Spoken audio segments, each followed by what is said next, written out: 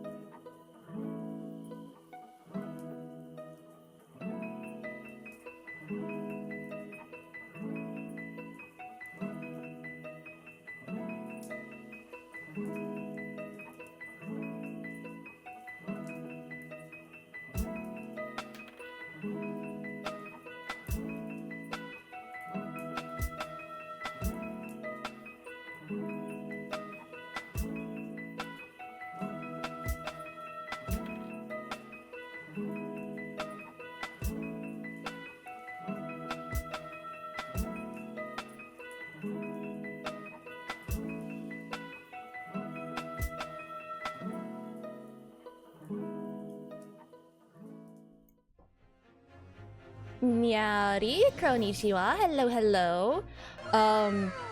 I think I fixed the model. Please let me know if something is still broken about it, by the way. VTube Studio really did just kind of goof literally everything. But it should be okay now. Try frowning. I can frown now! I actually couldn't before. I had to click a button for it. But now I can be like... So, like, I can actually frown now. Or, I assume I frowned. Hold on. Wait. Yeah! I can frown now! That's actually something I couldn't do before. Thank you for the raid. Welcome in. Yeah. I think it is actually a little bit more expressive. As VTube Studio promised, sort of, a little bit. But I think it's still a little finicky. We'll see. We'll see if this works, if these settings are correct. Quick, make a funny face. Well, at least I can still do that. Ooh, I can look very surprised. So that's the most important expression I can make. I can also probably wink if it'll let me. Kind of. It sort of let me. Wait. Nope. Okay, kind of. Close enough. One eye blinked. There we go. Oh, that freaking sucks. Yeah, YouTube is really weird about things from what I've seen and heard. I mean, I hope that it gets resolved. You know, just fight them, I think. No, don't quote me on that, actually. Well, regardless. I think, logistically, that is all I really need to discuss. Just, if I start looking possessed, please let me know. And, schedule thing is still kind of up in the air for this week, but I will make a post on my Blue Sky or Twitter in case, in the event of it changing. I don't think it's an in case of it changing, I think it is in the event of it changing. So, anyway, regardless, I think it's time to go into this case, which I've heard is quite good. So, a ghost possession stream spooky. Listen, the day I play a horror game is the day that I evaporate and become an actual ghost. I'm not good with horror. Then again, when I played Lethal Company, I was more annoyed and frustrated than I was scared. Then again, I was also with other people. That's fine. Oh, yeah, that sucks. Okay. 2nd of November, 8:56 a.m. I could never be awake at that hour. There's that old familiar feeling again. The crushing pressure of this historic courthouse. You're almost a people. I mean, how many chat does it take for you to be constitute a single person? Let's discuss the legal rights of chat.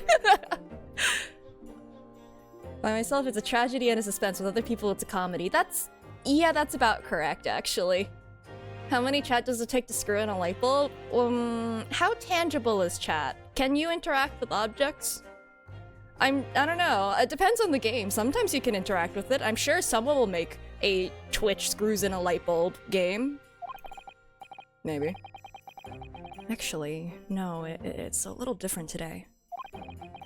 There's an even more, menacing tension in the air. Oh, is it because Van Zeeks is in the room with us? That's just his passive. Come on. Twitch chat has played the drums at one point? Good for Twitch chat! There is a menacing tension in the air here today, isn't there?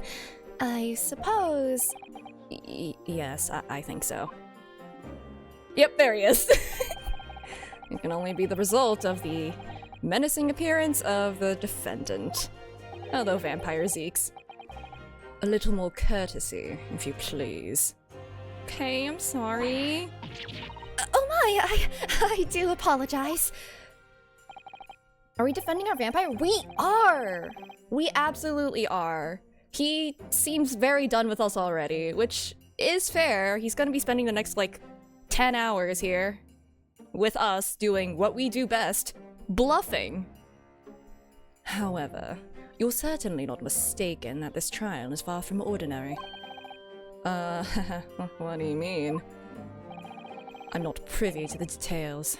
However, I understand that no jury has been... Sorry, what? Has been selected.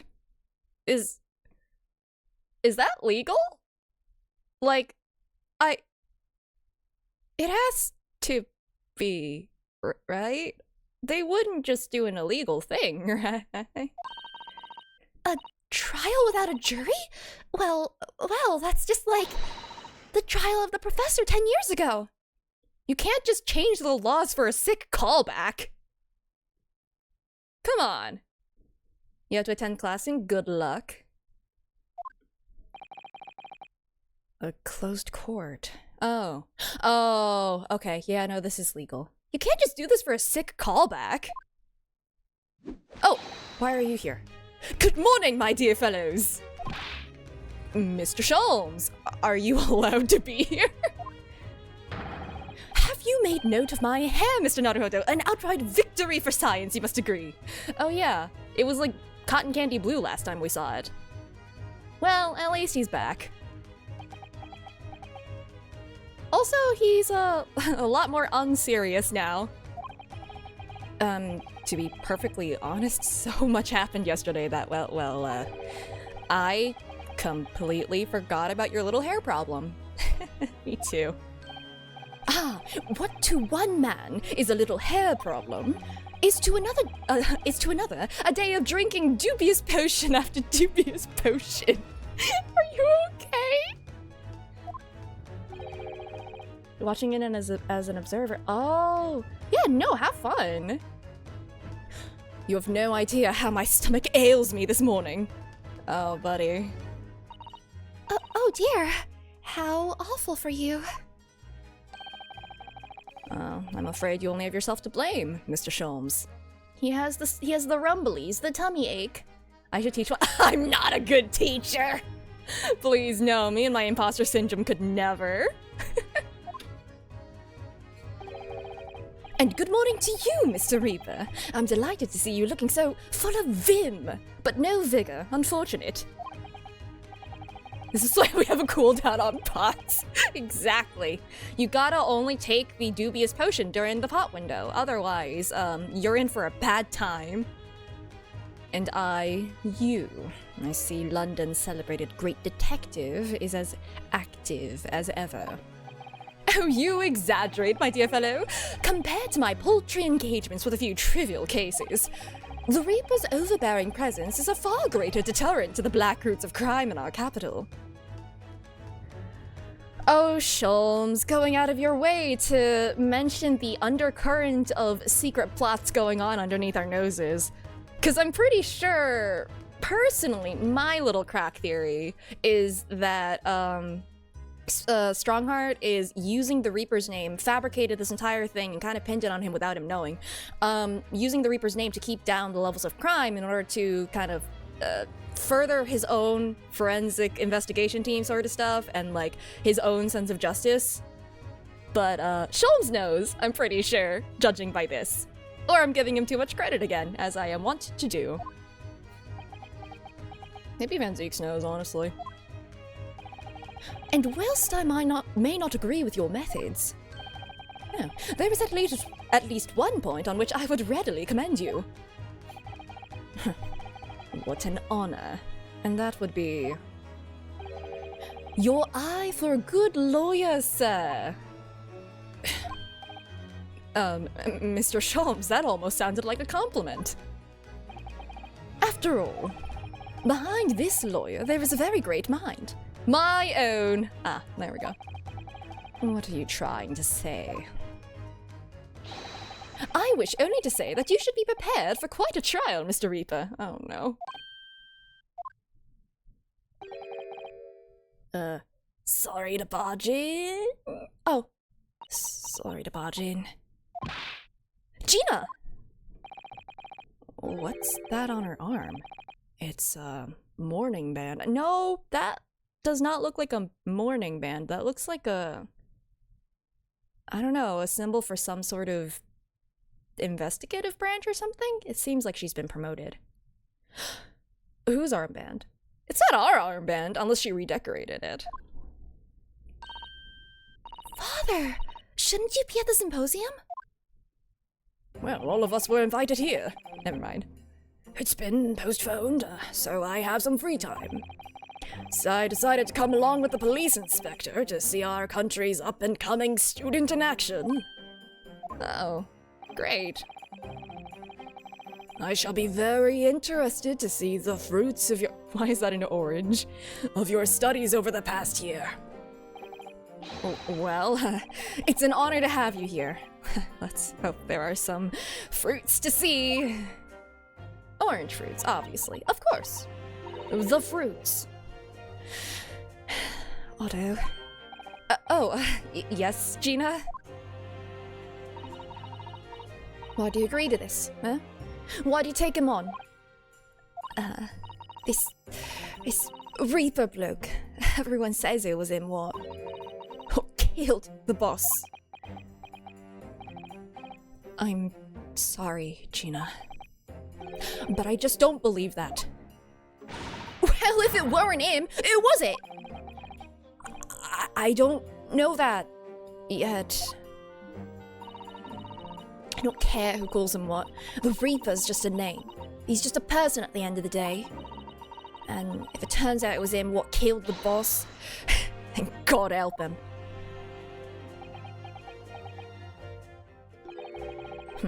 Fiery eyes, indeed. Yes, the culprit deserves every ounce of your loathing. Unadulterated loathing. At least, that may be some solace to the deceased. Oh, Gina! Oh, Gina! Please, Otto. Get whoever did this. For the boss. Oh, Gina. I hate feeling this useless. But there's nothing I can do. So you go and find out who done this and make the wretch pay! Counsel for the defense and the defendant! We didn't want to interrupt, but we've been ready for the past 5 minutes. Court will be in session shortly. Make your way into the courtroom at once, please. And thank you. All right, then. Here we go. It's time, Mr. Naruhodo. Lord Van Zeeks. Oh, she was not saying something to— It's fine, it's fine. Oh no, my vision's going. One who lost his treasured brother to a mass murderer. One who lost his treasured father in a foreign court of law. And one who lost the man who helped her escape destitution. All that misfortune, all that pain, on course to collide headlong in this trial. It's time to shine a light on all these dark events. What are you doing here? And whatever truth is revealed. Have we ever seen his model from behind before? That seemed new. We're going to have to look it straight in the eye.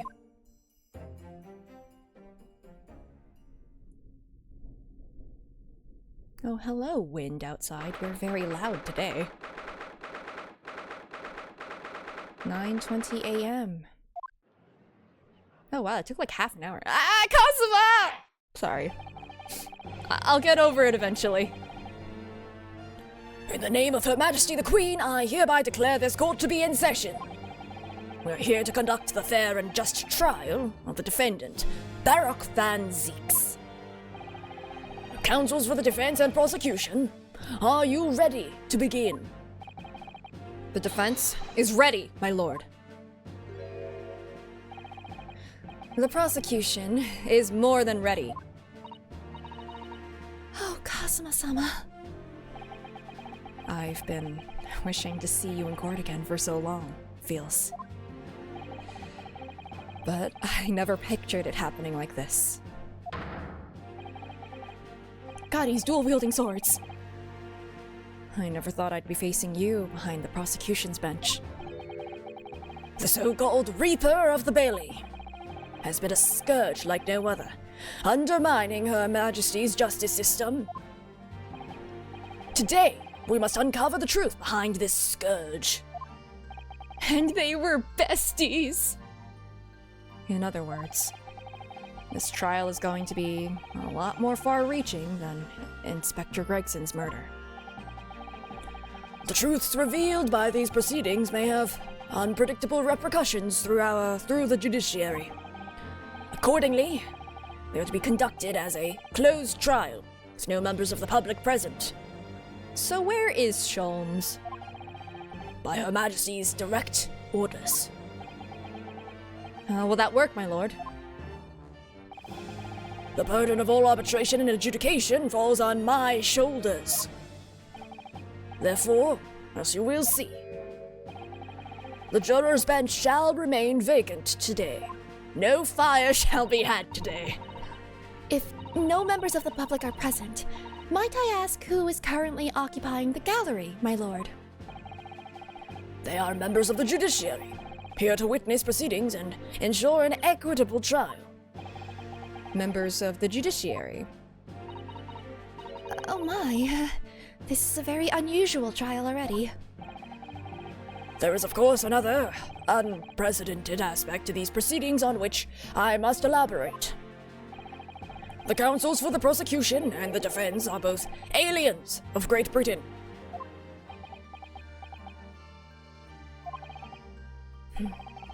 I believe it takes an outsider to see the truth sometimes. And as I stand here in this courtroom now, I'm quite certain. This is the reason why I had to come to Britain. Kazuma. Very well. Let us commence proceedings. Prosecutor Asogi, your opening statement, if you please. Certainly, my lord.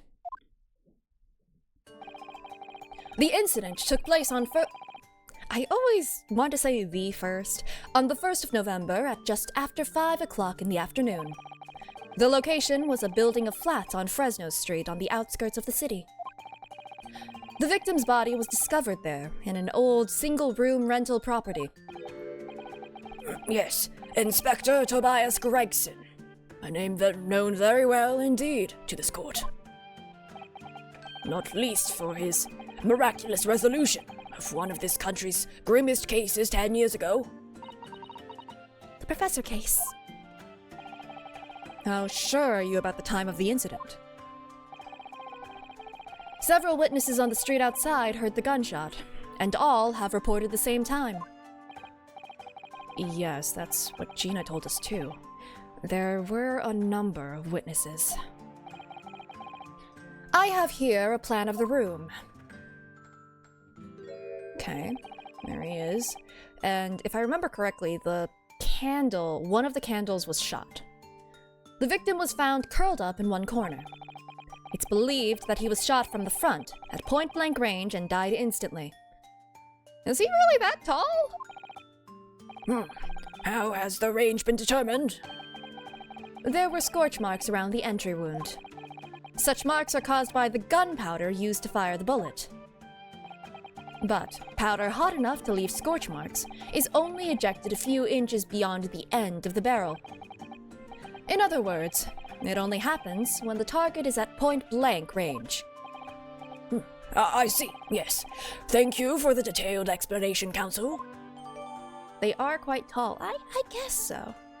These witnesses are 10 out of 10. Oh, I would so assume so, given that they literally saw nothing and only heard a gunshot. I'm sure, definitely, that there was only a gunshot. One gunshot. Only a single one that went off that day. I have no idea if that's actually the case or not. I'm just making assumptions. The murder weapon was found lying beside the victim. And have you managed to ascertain the owner of this firearm? No, my lord. Not conclusively. Bravo, Kazuma-sama. For not trying to use the gun as evidence when its provenance can't be proven. Furthermore, my lord, as I've explained, the revolver was fired at extremely close range. The bullet passed through the victim and struck the wall behind him. There was a candelabrum mounted on that wall, and the tip of one of the candles in it was found to have been blown off by the projectile. We noticed that too, didn't we? Yes, that's right. Thank you for the thorough report, Counsel. I'm not used to this. The setting of the crime is clear to me. You will submit the plan of the crime scene as evidence, please. As you wish, my lord. Okay. I don't think that's something we can really examine. It's probably just gonna give us the magnifying glass option. Is this Fresno Street room Inspector Gregson's private abode? Actually, let me just double check. Alright, we have a lot of evidence already. Yeah, just a magnifying glass.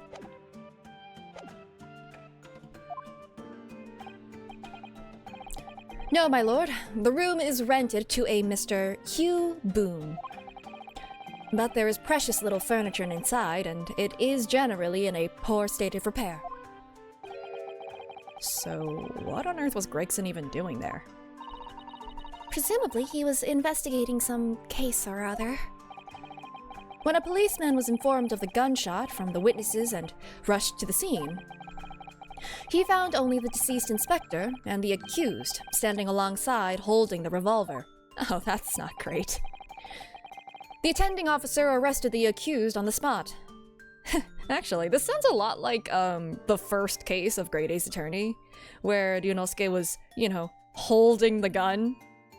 I'm sure that he just picked up the gun like, wow, look, a gun! That's so weird! So, the details of the case are clear. In that case, the prosecution would like to call its first witness. Sheesh.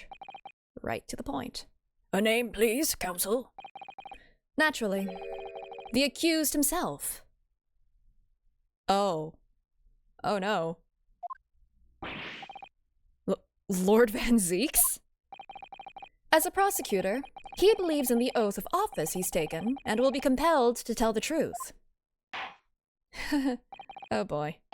Very well. Let the defendant take the witness stand. Oh, please don't incriminate yourself. Please don't incriminate yourself. Oh, I see that he brought the organ. So, witness, state your name and occupation for the court.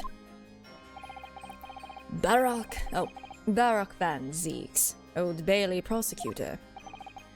I presume, Lord Van Zeeks, that you heard Prosecutor Osogi's opening precis. I did. It is alleged that you were found at the scene of the crime, and that you were arrested by the arriving police officer. Can you confirm this?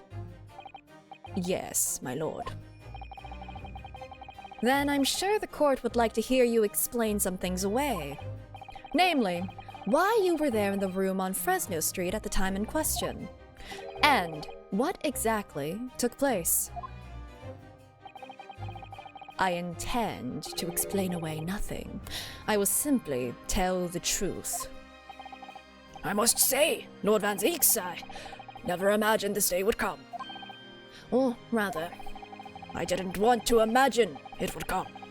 But since you became known as the Reaper, well, a part of me has been dreading it. Oh, well, I'm glad that you're on his side.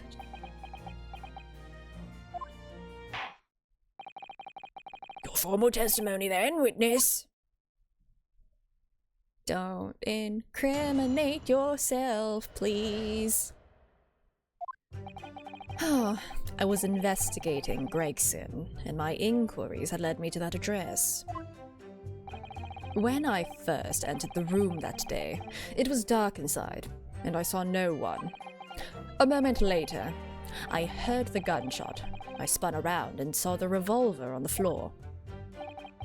Just as I picked the firearm up to examine it, the door flew open, and I heard a man scream. It was only then that the body of Inspector Gregson appeared before— sorry? Appeared? What do you mean appeared? And for my next trick, the body will fall into the room! That testimony was the whole truth. It was. Oh, I wouldn't say a whole truth, but I don't doubt that it was the truth. You do need to explain like 5 things in there. Oh, good luck with class. So, you heard a shot being fired in a room with no living occupants. Oh? Oh! Oh, did you miss that? Yeah, he's alive! Should you be going? Yes, go to school. Go to class. No, go to class. It's fine. You couldn't tell by the lips. No! Don't start with the lips thing again. It keeps coming up. No, he is here. It's fine. He'll still be here. I swear. Go to your class.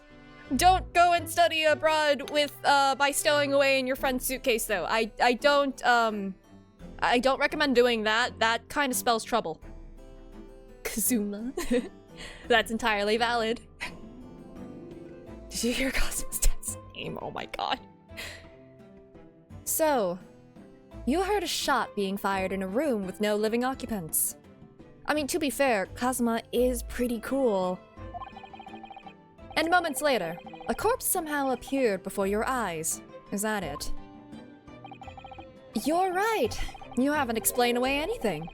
In fact, that would barely qualify as an excuse. Yeah, I agree.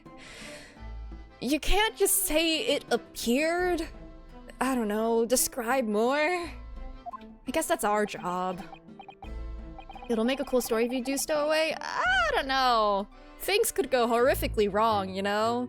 You might get framed of murdering your friend and, like, get sent on this, like, year-long journey where, everything is awful. But also fun. Yeah, good luck.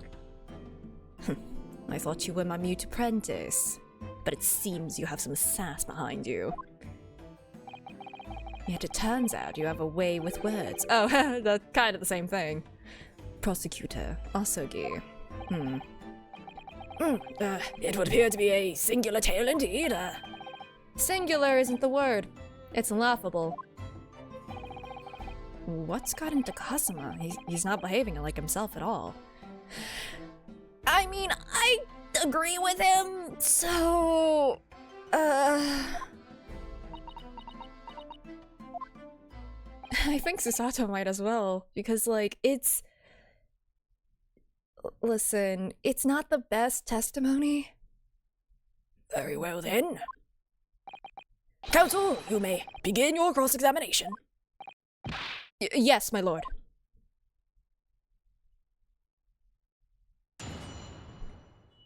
Oh, it's... no, the portrait! Hi, time to press every single thing, because you have answered literally nothing. I guess you weren't asked a question. Hold it! You were investigating the inspector. What on earth for? If you say classified, oh my god! I'm not at liberty to say. Sorry. I'd identified a distinct possibility that Gregson was involved in a case I was investigating. Regrettably, though, he was killed before I could secure the proof I needed. Is the court to understand, then, that on the day in question, you followed the victim to the scene? No, I was privy to his movements in advance. How? I stole into his office in the yard and consulted his diary. At least keep your diary at home, dude. The address on Fresno Street was noted in the 5 p.m. entry. You illegally entered the man's office. In Japan, that alone would constitute a very serious offense. Do not add breaking and entering to your charges. I think it's too late for that one. As it does in Great Britain, I assure you. Is that not the case, Lord Van Zeeks? Even if we get him exonerated from murder, I guess he gets locked up for breaking and entering. Amazing. Wonderful. I was aware of the possible consequences. So, in summary, you were investigating the victim. And yet, you refuse to tell the court why. I didn't realize British prosecutors enjoyed such freedom to choose what to divulge under oath. Why did I ever think I could defend this man? He is not making our lives easy. Hold it! Had you ever been to the address before? No, never. I only learned of the place as a result of my investigations into Gregson's activities. There was no light inside when I entered, so it was all but impossible to make out anything. But at 5 p.m., the sun would have only just gone down. It would still have been reasonably light outside. Just making sure we do our job? Freaking do your job! You're a witness right now! Answer! Answer wholly! The room has a window, but it was boarded shut. Very little light found its— Is that the frickin' raccoon again? Oh my god. Gonna have to play some coyote noises later. Very little light found its way into the room from outside, so it was extremely murky inside. We've literally put a speaker up there to play coyote noises. I don't know how well it's working or how fast the raccoon's gonna catch on that it's not real coyotes. But like, I don't know. Theoretically, there are coyotes in the area, so hopefully they'll just never know. I wouldn't have noticed if the victim was already lying on the floor. There was no artificial light in the room, you say? You're quite sure— Oh no, no, no, Kazuma, no, please! I already see the contradiction here, please don't do this! Where you blipped? No, it wasn't a blip, I think it was just actual raccoon scratching noises. Put a real coyote on the roof! Oh no! I'm quite sure that the part of the room where the body was found was very dark. Honestly, during the next break, I might just turn on coyote noises, and if you hear howling, don't worry about it. It's all an illusion. I have a feeling there was a small oil lamp burning on the desk. No, I couldn't say for certain. There were candles. There was a candelabrum burning. That's not good. Get a text coyote. Oh no. Get Wile E. Coyote? I don't know. I think that's pretty pricey. Wile E. Coyote's got quite the resume, you know? And also quite the resume of failures instead of success, so maybe I'm not gonna hire Wile E. Coyote. Look, Mr. Naruhodo. Oh yeah, there was an oil lamp. There is a small desk in the room just here. Yes, I remember, and there was an oil lamp on it, as well as the framed photograph. There was also candles! When I entered the room, I closed the door behind me and started toward the desk to investigate. And, what did you find? Classified? Nothing. I never actually reached the desk. Oh, never mind. Hold it! So, who fired the gun? I have no idea. I didn't see anybody else in the room. But you say it was very dark in there. Yes, that's right. All I can tell you is, I didn't sense another's presence. How would you sense somebody anyway? I guess you just didn't hear anything. I'll just go off of that. Aha, then do not say it was a ghost. Do not say it was a ghost, I swear. Okay, never mind. That the gunshot actually originated from somewhere outside the room. No, that's out of the question. Oh. Without doubt, the sound emanated from inside the room. I could smell the gunpowder. Oh, well, this is going from bad to worse. And you say that's the point at which you noticed the revolver on the floor? Correct. And I foolishly picked it up. That was carelessness on my part. Who would be stupid enough to do that? Dunosuke sweating. Presumably then, the gunshot you heard came from the firearm that you somewhat hastily took in your hands. In point of fact, my lord, I believe it did not. What? The barrel of the revolver I picked up was cold, and there was no smell of spent powder. But then where on earth is the gun that was fired? Not here! Whilst I would like to oblige you with an answer, I'm afraid I can't. I, too, would dearly like to know that.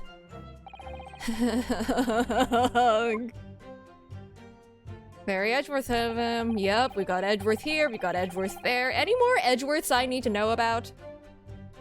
Hold it! A man, you say. One of the witnesses, I presume. Well, no, the police officer. Never mind, one of the witnesses.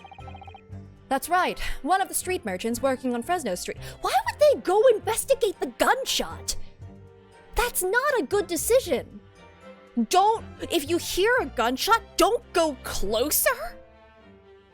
Anyway, one of the street merchants working on Fresno Street. Who are these merchants? A number of them had set up their stalls directly beneath the boarded window of the crime scene. But someone needs to investigate? They called the police! They said they called the police! Why didn't they wait? A match seller, a newsmonger, and a peddler. They've all given statements saying they heard the gunshot. And without thought of danger, they ran inside to see what had happened. Cool, so I'm just agreeing with Kazuma on like every single point. That's not good! Oh no! He's convincing me! Can't get the hottest tea if you wait for help. Well, it's gonna be real hot when you're next to the smoking barrel of the gun! Yes, Gina told us about that yesterday, didn't she? They burst through the door with some force, it would seem. They did, and almost gave me a heart attack in the process. But you're supposed to be the Reaper. Fish tea, ooh, gross. The first man to come in immediately noticed the revolver in my hand and fled. Okay, so one of you has common sense, kind of. A policeman patrolling on Fresno Street heard the commotion. Oh, they didn't call the police, never mind. And was able to arrest the accused shortly after the incident occurred. Anyway, the man's scream drew my attention in that direction. What's the valuation of fish stock at? I don't know, but it does seem fishy. Hold it! What do you mean by that? In what way did the body appear? I honestly can't explain it, but it's the truth. As far as I was concerned, the body hadn't been there until that point, and then suddenly, there it was. Did you perhaps hear the sound of the victim falling to the ground just beforehand? Did you? At that moment, what I heard was the sound of the door flying open and the scream of the man who came inside first. Nothing more. I see. After the man fled, I examined the body. I was stunned to find that he was Gregson. Most curious circumstances indeed. Now the inspector was killed, and how his body seemed to appear out of nowhere. I have no idea. Objection! Uh-oh. Uh-oh. I thought we were cross-examining the witness! Uh-oh! Surely the court has heard enough. Oh no. Kazuma, don't. My lord, the cross-examination has clearly revealed that the accused, Barak Van Zieks, is lying on multiple fronts. Hey, look, it's the theme that spoiled his existence to me in this game. Can you tell why this spoiled me? On him existing as a prosecutor. Anyway.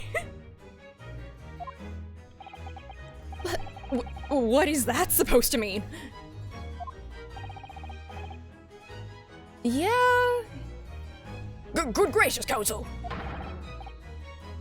The defendant is lying, you say? In his testimony just now, He claims that he failed to notice the victim's body because the room was Yep, the candles, the candles! No, he's actually fighting like we are! He's pulling the same stuff that we do! Oh, shoot! That's correct. No, that's impossible.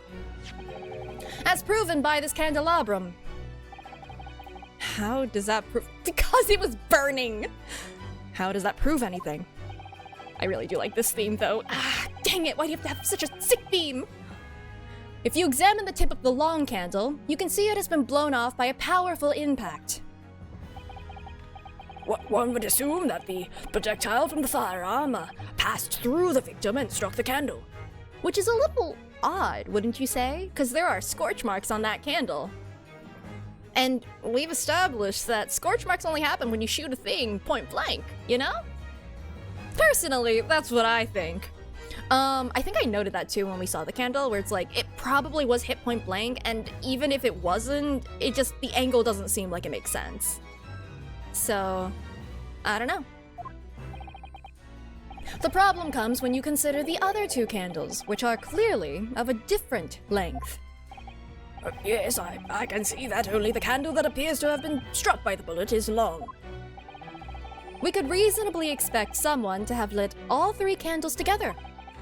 Which begs the question of why only one has ended up longer than the others. That must be because that particular candle was extinguished when the others were still burning. Shoot. That's right. When the candle was hit by the bullet, it obviously went out. But the other two candles would still have been burning. So, the fact is, the victim's body would have been illuminated by the light still thrown by the candelabrum. And the accused's claim that he couldn't see the body clearly contradicts those facts. And now, to the next lie. Oh god, there was another one? There's more? Buy one, get one free. The accused also claims never to have visited the scene of the crime before. Uh-oh. That's the truth. That's not information that we would have. Dang it. In that almost empty room, the police discovered something very unusual. A board covered from top to bottom in police documents and newspaper cuttings. Yes, that's right. We saw it too. We saw it too. It goes without saying that the contents of the police documents cannot be divulged. However, they included a number of reports from various historical cases, the oldest of which was from 10 years ago. 10 years ago. Oh, this is starting to sound familiar. There's only one event from 10 years ago that exists. And there is a common thread linking all of the documents on that board. Indeed. What is this common thread, Counsel? They all relate to cases prosecuted in court by Barak Van Zieks.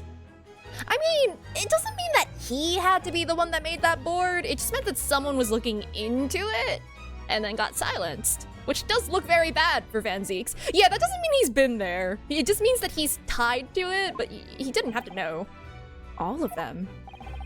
And furthermore, all those cases are ones in which the defendant was acquitted. Good lord. I can see what he's spinning here. Interestingly, none of those defendants are alive today. Well, two are alive. 3 are alive.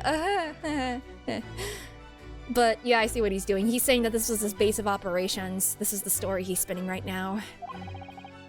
Because all of them have been sent to their graves by the Reaper. Oh no. In short, that dingy little room is the Reaper's secret hideout and his base of operations. Hey, that's what I said. Objection, that is merely speculation. The Reaper's hideout? And yet the Reaper would claim never to have been to his own secret hideout. Wait, no.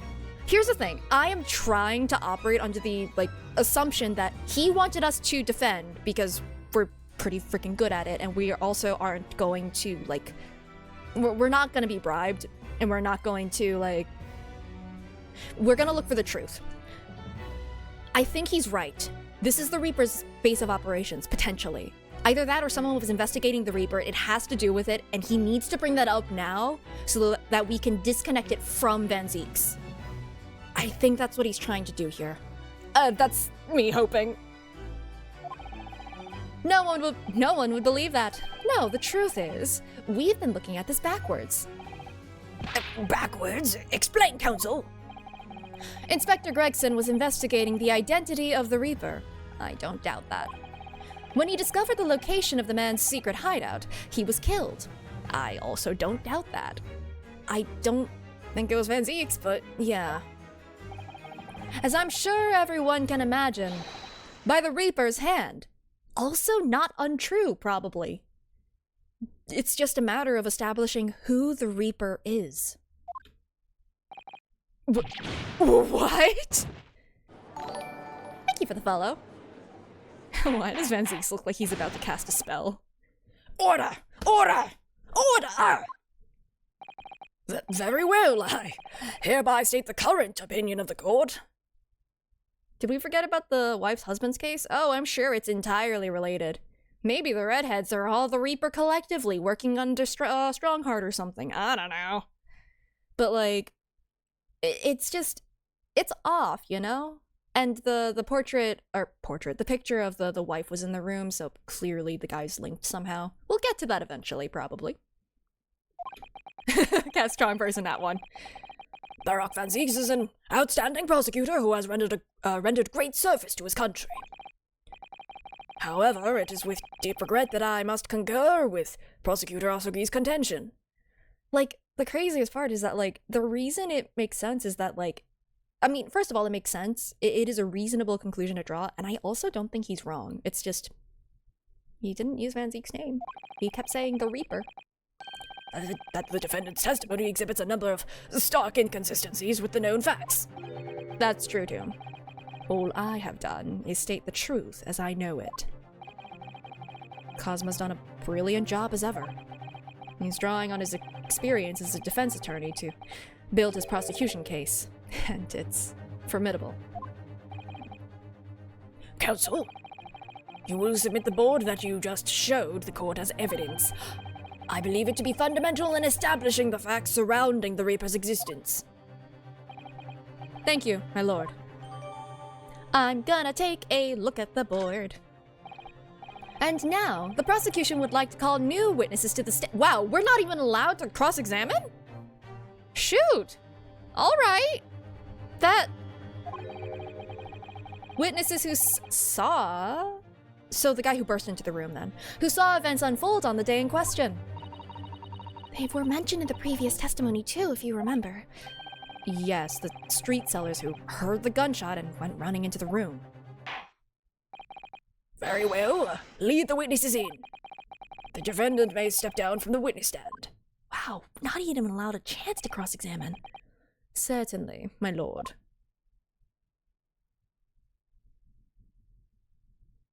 We got Red Riding Hood. Oh no! Wait! Is that the guy who... Oh my god, he lost his job. I am so sorry. That's our fault. Beth, oh no! So, witnesses, state your names and occupations for the court. Okay. Names? We don't use names, but you fancy for the likes of us. We're just free and easy. Sell what we like, live where we want to live. Keep them all vacant stare as they walk down Fresno and spit a few words into verse for them. Ah, would I be right in assuming that all three of you make your living by selling wares on the street?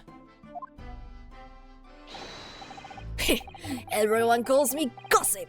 I sell jaunty little tidbits to passers-by, you know.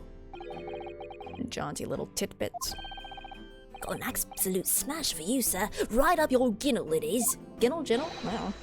6 is the price and not a penny less. Wait, you're actually trying to sell it to me now. Oh, come on, sir. Don't tell me you're not interested. Try the man. Give him the money and see what it is. Dang it! Why do you have to have such best friend energy when we're against each other in court? Pay the man, counsel. What? Why me? All right. 6 a day.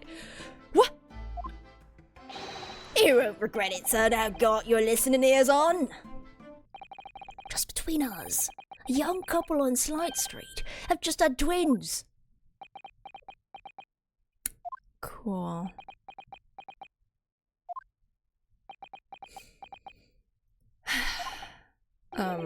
Is that it? No, it's not it. It's gossip, innit? It wants to spread, but that bit's up to you and your mouth, of course. I've got more, you know. Want another juicy one?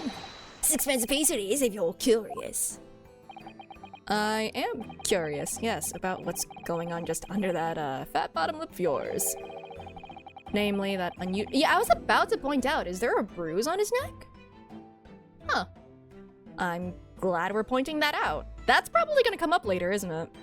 That unusual bruise or whatever it is that's poking out from under your collar. It's a hickey. Wild hickey. What was he getting down with? Baldur's Gate 3 troll? What about the next witness then? What name do you go by? And what do you sell? Me, I'm Venus. That's what everyone calls me. Funny, innit? Is that firecrackers? I sell these lovely little fireworks to all the local school kids. It wasn't a gun! It wasn't a gunshot! It was your stupid firecrackers! Girl! It was your firecrackers!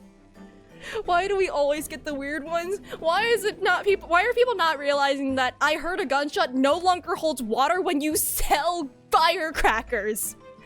6 off, what do you say? You weren't exaggerating a little. Do they actually sell? Oh yeah, the second years can't get enough of my Venus firecrackers. Especially when I tell them that if they get 100, they could blow up the school. Oh boy. Not the most savory of ideas, young lady. Why does she look like Little Red Riding Hood? I think she's supposed to look more like the Little Match Girl, probably. So you get on a watch list? I don't think it exists yet. Maybe Venus Flytrap, I don't know. Or you say that then? Want a port pop with 6 for a pop? Wait, maybe she's part of the red-haired league because she's Red Riding Hood. Maybe. Wait, what? You want me to buy one? Tell you what, I'll let you in on a little secret. If you get 100 of them, you could blow up the whole courtroom. What do you mean, Kazuma? Try the woman. Give her the money and see if she's right. Pay the woman. Why do you want to blow up the courtroom? Pay the money, counsel. Oh, all right, I'll buy one. Lovely stuff, Rodman. This is something a bit extra just for you. Venus special, only 600 pence. What? 600? It's 100 of my regular fireworks. Regular fireworks, cool. So it's not the mini ones. So it could the match went out. But like, conceivably, that could be the thing that made the gunshot sound. It's 100 of my regular fireworks. Nothing little about that, is there? And there'd be nothing little about the punishment if I blew up the Old Bailey, either. Is it illegal if the judge says it's okay? If I'm peer pressured by the judge, am I allowed to blow up the courtroom? These are now the questions that I need to ask. Oh my god, she actually sold me the firecrackers. Okay. And the last witness. What name do you go by and what do you sell? Think of me. Think all sorts of thoughts. I think, therefore I am. I am, therefore I think. Yeah, like, would it be my fault? I think they'd still somehow find a way to pin it on me, but, like, it wouldn't be my fault. Because I just stand there on the street watching the world go on about me. They call me the Observator. Get out of it, old man. Everyone calls you Sandwich and you know it. So, you don't actually sell anything. Why do they call you Sandwich? Problem shared is a problem halved, as they say. I give advice, I do, and I think what it means. I don't actually sell anything, no. Come to think of it. What does it say? Hot. Actual... What does that say down there? Actual... C-H-O? No, actual H... That's an H. H... Oh, hero sandwiches? Pity. No more purchases today. Please. Cosmo, stop bullying him! I know, Ryunosuke's so bullyable. Oh, I can hide it? Oh, well, too late. I think it did say actual hero, though. Everyone's just bullying him. He's very easily bullyable, though. Well, we have quite a cast here, it seems. They conduct their business on Fresno Street from morning until night, my lord. And always in the same place, directly adjacent to the crime scene. Well, I see, and thus they heard the gunshot, I suppose. Not only that, but they very bravely ran inside to see what was going on and witness the crime. But I'll be beggared, I thought, just between us. Venus Demilo, what am I to do? What a terrible thing I saw. What I think is if what we see is light and shadow, playing with our eyes, is any of it real? I mean, Sandwich might have a point here. I think that their friendship dynamic very much is just Kazuma kind of bullying Ryunosuke. He did put him in a suitcase. Very well. What? I'm sorry, I didn't mean for this to happen. The court will hear the formal testimony of these 3 witnesses now. Shoved him in a closet too, yeah, no. You will describe in detail what you witnessed and heard at the time of the incident. Oh boy.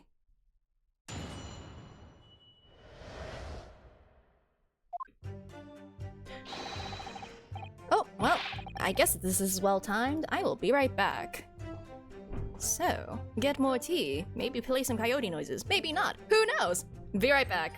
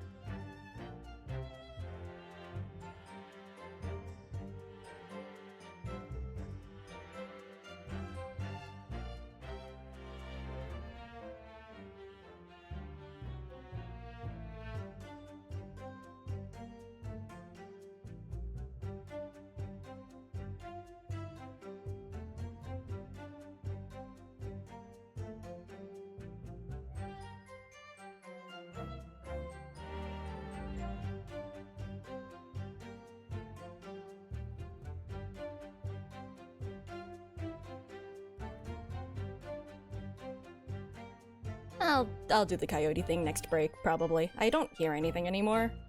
So, hopefully that's a good sign. Might not be. But that's fine. Hello. Raccoon noises in response. Please no. I hear it scratching at the AC. That's not good. It's scratching at the vents.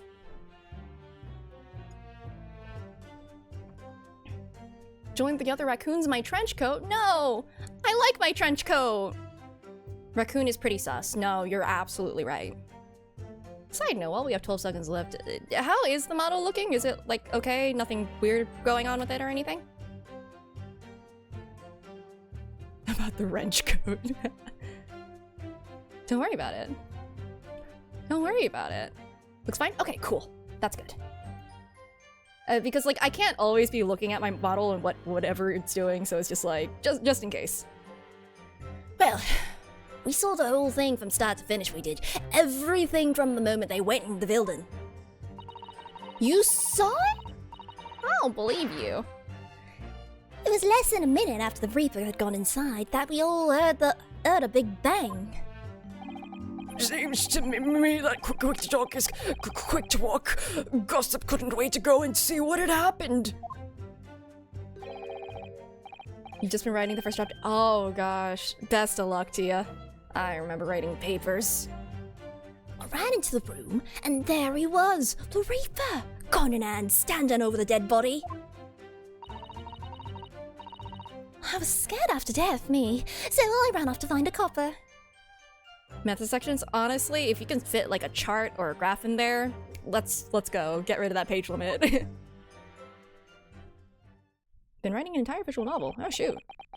Well, if these witnesses were there the whole day and saw everything, who did they see going inside the building? Only the victim, Inspector Gregson, and the accused, Barak Van Zieks. I've seen pictures of that Reaper in the paper. I know what he looks like.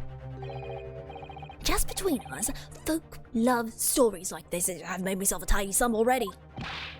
But wait, the room was just one of several flats in the building. Someone from another flat could have done it. All those flats on Fresno Street are unoccupied. Well, officially unoccupied. I don't know. Of course they are. They're small, damp, dirty, and expensive to boot. The room in which the inspector was found is the only property in the building that's currently leased. And we know the leaseholder's name, don't we? It's Hugh Boone. The testimony the court has just heard would appear to leave little room for doubt. It's becoming increasingly difficult to see how anyone other than the defendant could have committed the crime. Unless they committed a perjury again. That never happens in Ace Attorney. No. Thank you for your candor, my lord. Counsel for the defense, you may proceed to cross-examine the witnesses. Yes, my lord. In a closed court like this, without a jury, the judge is the only person whose opinion matters. I have to break down this testimony. Somehow. Hello, hello.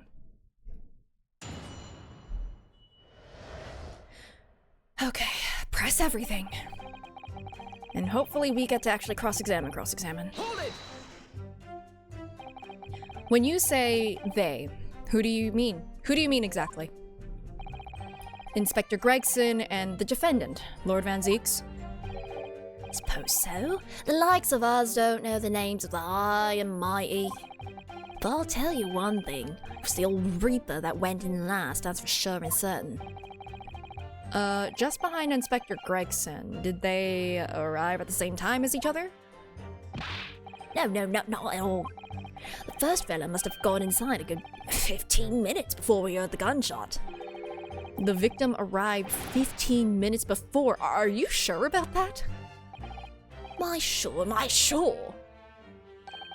Does it seem likely that I'd have forgotten a fella with bright red hair like that, does it? Yeah, his hair really was red, wasn't it? Redder than my flaming fireworks, even. That fiery red mop still burned on the inside of my eyelids, jeez. Wait a minute, you're saying the man was a redhead? Weren't you listening, chum? I was a redhead. I had a big trunk with him as well. So, Inspector Gregson was inside the trunk, wasn't he?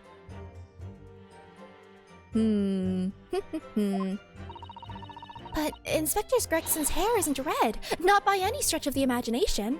Cosmo's gonna bring up the wig. Seems likely that the person you saw wasn't in fact Inspector Gregson at all, but some other third party. No, I hate to break it to you, but the witnesses are correct. What? Just have a look at this photograph of the victim taken at the scene. Yes, that's Inspector Gregson, all right. And a red hairpiece. Ah. Of course! We saw one on the floor when we investigated the scene, didn't we? I still refuse to believe Inspector Gregson wore a hairpiece, though. So then, why on earth would he have been wearing something like that? The color does seem to suit the man, one might say. Well, it certainly matches the blood. The photograph will be submitted as evidence, please, counsel. Tightly curled up, as if fitting in a big trunk! And what became of the trunk that the red-headed victim was supposedly carrying? I was informed that no trunk was found at the scene. So it just disappeared. Oh, do you expect us to have been watching the building every second, do you? We definitely saw him in the dock going in, though. No question about that.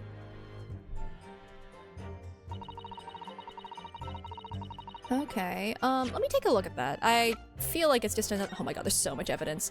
Ooh, whoa! But there is a lot of blood on the ground, so it's like, if he was moved, then they would have had to put more blood on the ground? I don't know. It's a little odd. It was, less than a minute ago. Can I just present the fireworks already? I don't think I could. By which, presumably, you mean the gunshot. I sell these little things, don't I? How would I know what a gunshot sounds like? I've always thought it probably sounds a bit, like this, doesn't it? Nah, it's ketchup. Ah, shoot, you're right. He was carrying fish and chips on him at all times. And you say that you heard the noise almost as soon as you saw the defendant here enter the building. That's right. It was almost straight away. Bang! It went, just like that. Ooh! Idea! Idea! The candle? The candle.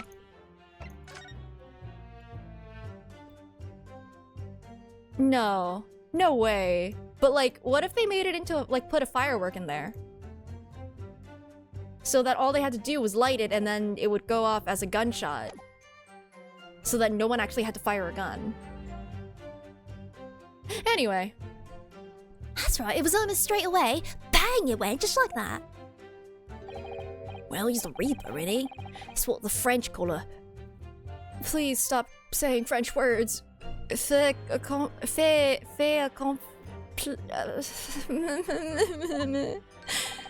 When the Reaper's around, people are going in the ground. I mean, that's what he does, isn't it? I think we get the message. Please don't make me say French again. The Reaper couldn't allow the inspector to live after he discovered his secret hideout. There can be no clearer motive for the crime. Yes. Certainly an eminently credible motive. Great. And at that point, you ran inside. Is that correct?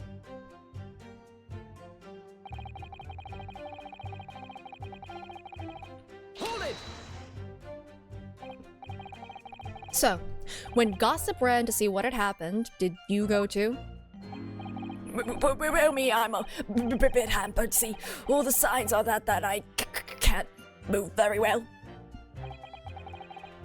You were way behind, presumably, with that sandwich board around your neck and that big sign in your hand.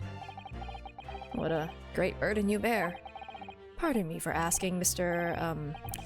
Sandwich, but is it possible you and I have met before? I'm not anybody, me. The signs are what make me who I am now. I signed, therefore I am. So, you weren't employed as an omnibus driver just under a year ago then? Please, you're giving the poor guy anxiety. This isn't important to the case. I might be mistaken, but I believe his trembling has intensified, Mr. Naruhodo. Yes, I agree. He's clearly been through a lot. Get the man a blanket. Turn down King Henry straight in the Black Widow's arms. It's just there. Oh, dear. You've made him hide behind a sign. Life is full of surprises. Also, he was like working as bellhop. I remember that too. We saw him earlier.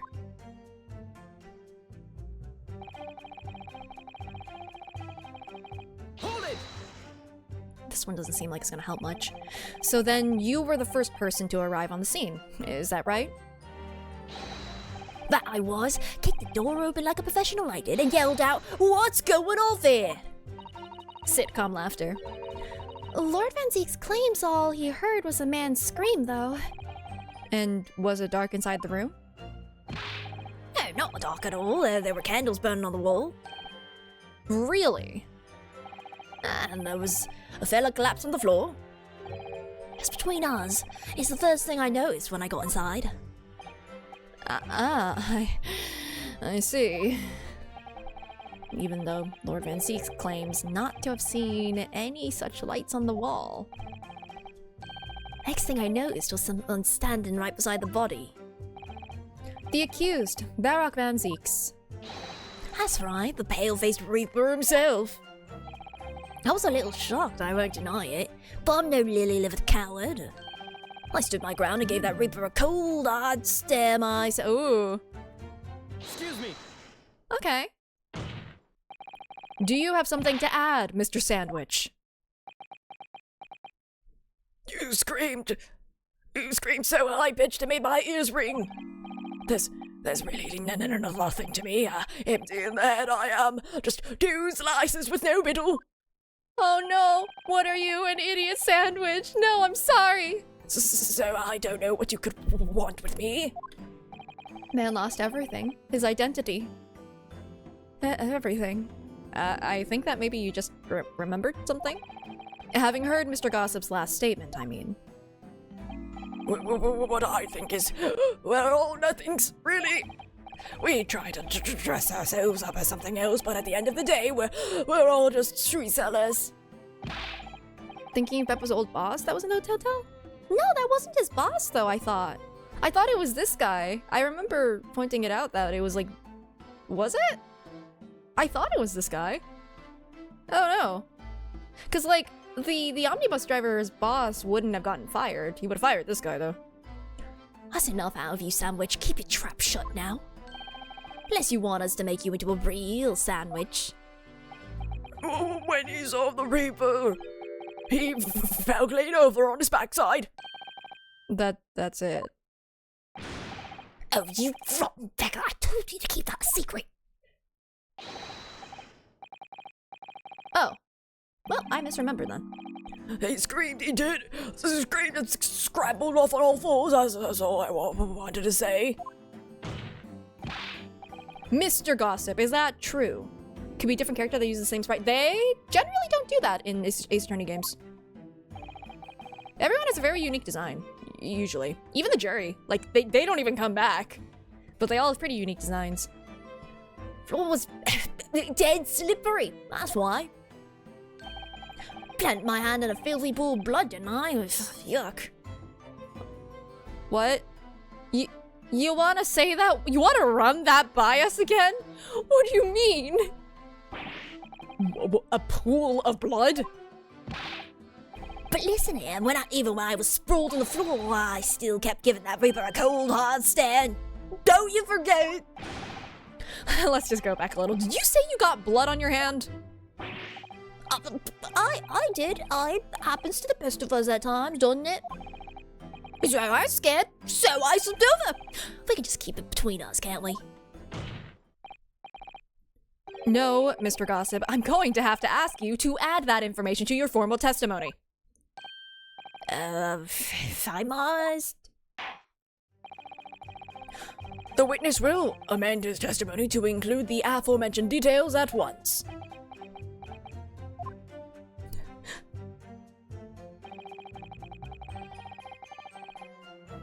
You wiped it off on the floor? But there was, like, no indication of that anywhere. I feel like that would have been seen, no? I'm gonna press this first just to see if there's anything extra. You wiped your hand on the floor. Well, It was blood on his hand, eh? Horrible stuff. and they might have thought I'd done it. No tar. So, and you didn't think that might be a problem? Does it really matter if I left a few grubby handprints on the floor? They'll get cleaned up in the end, won't they? Don't make such a fuss, that's the message from all of us! Ah! Is something wrong, counsel? No, my lord. I didn't remember anything in the report about a bloody handprint on the floor, that's all. Don't come at me with that, you can't intimidate me! I know what I did, I wiped it off, on the floor, the blood! I wonder, could that be what happened? Mr. Naruhodo? I don't have all the answers yet, but I think we may have just uncovered a vital clue.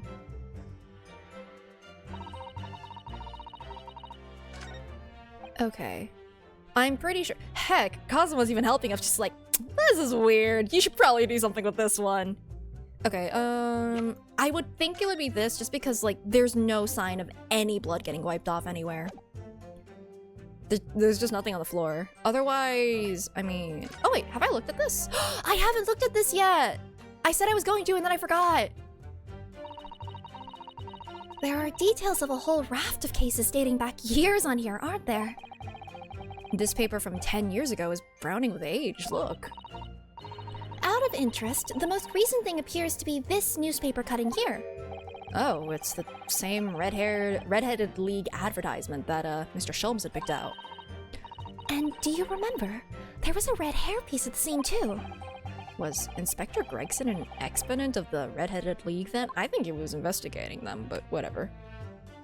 Okay. So I found out where he wiped off his hand. And I know what evidence to use now. Oh, what's this? Mr. Naruhodo, look! Oh, yes, it's a smudge of some kind. In fact, it looks just like a handprint. And the color. That's blood, isn't it? Oh dear, how disturbing. Cool. You wiped it on the floor. So that got tilted back?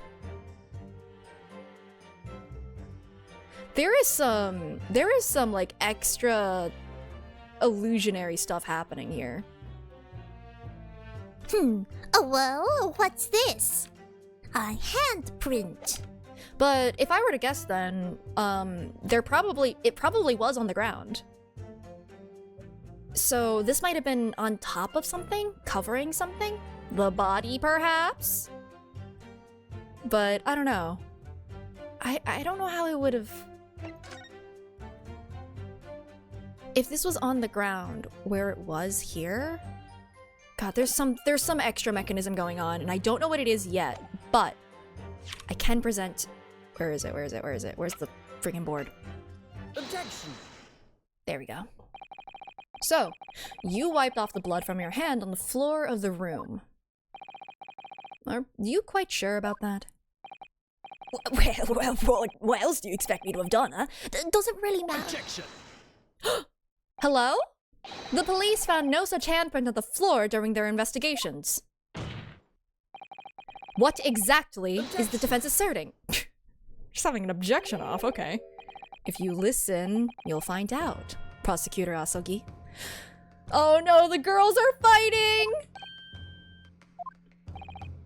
Certainly, there was no bloody handprint found on the floor. What are you trying to say? There was a handprint in blood left very clearly on the scene. On the back of this notice board. Oh! Yes, indeed. Indisputably, a handprint in the distinctive color of blood. Are you dead, boy? That's my right hand. I'd know it anywhere. Actual hero. Objection. The witness very definitely testified that he wiped his hand on the floor. Any handprints on the back of a board are irrelevant. Objection. But what if it was on the floor? Not if the board itself had fallen over onto the floor. Hey, there we go. In that case, it's quite possible for the witness's handprint to have ended up there. Just look at the floor plan of the room. The notice board was in the opposite corner of the room to the victim, and in an upright position. Even if it had somehow been toppled and was lying on the floor at the time, it would have been a considerable distance from the body. Yeah, that's so weird. I fell over when I came across the body. So I was basically right next to the corpse, not on the other side of the room. I think you're telling the truth, guy. In other words, the defense's assertion is contradictory. But so is the handprint. It shouldn't be there. Yes, it is. There's a very definite contradiction here, for which there must be a reason. I take it that you formulated a proper hypothesis, counsel. It was moved. Regarding this apparent discrepancy between the witness's account and the handprint found at the scene. I have, my lord. This discrepancy between the witness's account and the location of the handprint is explained by... Yeah, I think he's telling the truth, honestly. I think the board was moved, and I don't know why yet, or how, but I think it was moved. The real contradiction here is the handprint itself, not where it was found. As the court can see, it's upside down. Oh, good gracious, so it is. If the witness had put his hand against the board, the fingers should be pointing upwards. What does that tell us? It tells us one simple fact. When this handprint was made, the board must have been lying on the floor, as I previously suggested. Which means that after the incident, it must have been moved. What? Objection. Yes, you eat the tacos with chopsticks. Chopsticks are the universal utensil. You're claiming that somebody moved the notice board after the shooting. Then tell the court who. I don't know that yet. But the point is, when you consider all the testimony we've heard so far, we can now be very clear on one point. And that would be? The position of the notice board at the time of the incident, my lord. So, counsel, I must ask you to clarify your assertion for the court. Side note, if they opened the door, like slammed it open, how... The door opens from... You see the direction that it opens from. How would they have seen the body? I mean, I guess if they opened it all the way, but even then, it's like, that's not the first direction that you would look. It's a little bit weird. At the time of the incident, where do you maintain the notice board was situated? Part of me wants to say it was the same location, but for the time being, let's say it was next to the body, yeah? Take that. This is the only possible location. Immediately adjacent to the doorway. If the court would think back to the testimony given by the defendant earlier, he said that when he entered the room, it was dark, and he couldn't see the body. Oh! Okay, no, that actually tracks, because they slammed the door open so that they actually, like, hit the wall and could see the body. Van Zeeks opened the door, and it was covering the view of the body. Because there was a door. Boy, heck! If the notice board had been here, well, the body would have been completely hidden from view. And the light from the candles would have been blocked, making the room appear darker. Oh, and if they flung open the door, it would have knocked over the notice board. That tracks. That makes a lot of sense. And the light from the candles would have been blocked. I think I already said that. Objection. But the accused also claims that the victim's body simply appeared before him.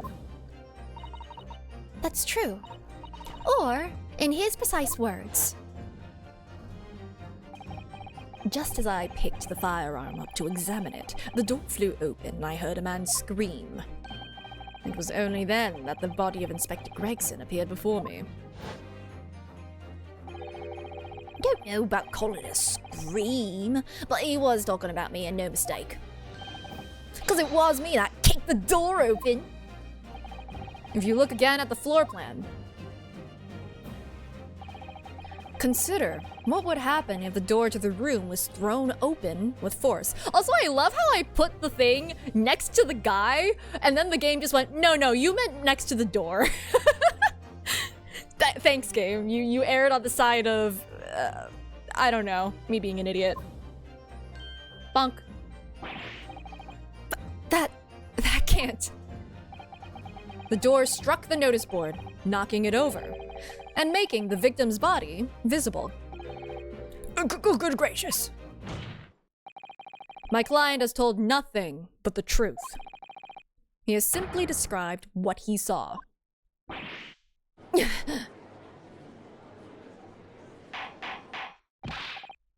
Order! Order! Counsel, how has this not come to light before now? After the incident, somebody must have righted the board and moved it into the position where the police, myself, and my colleagues saw it when investigating the room. Witness, what have you to say for yourself? Me, my lord. You and your fellows were there at the scene before anybody else. It goes without saying that you must know something about the position of the notice board. Did you notice the notice board? Did you notice board? The witnesses in the stand will testify again. On the side of people that got screwed over by being a pixel off, I was like 500 pixels off, come on.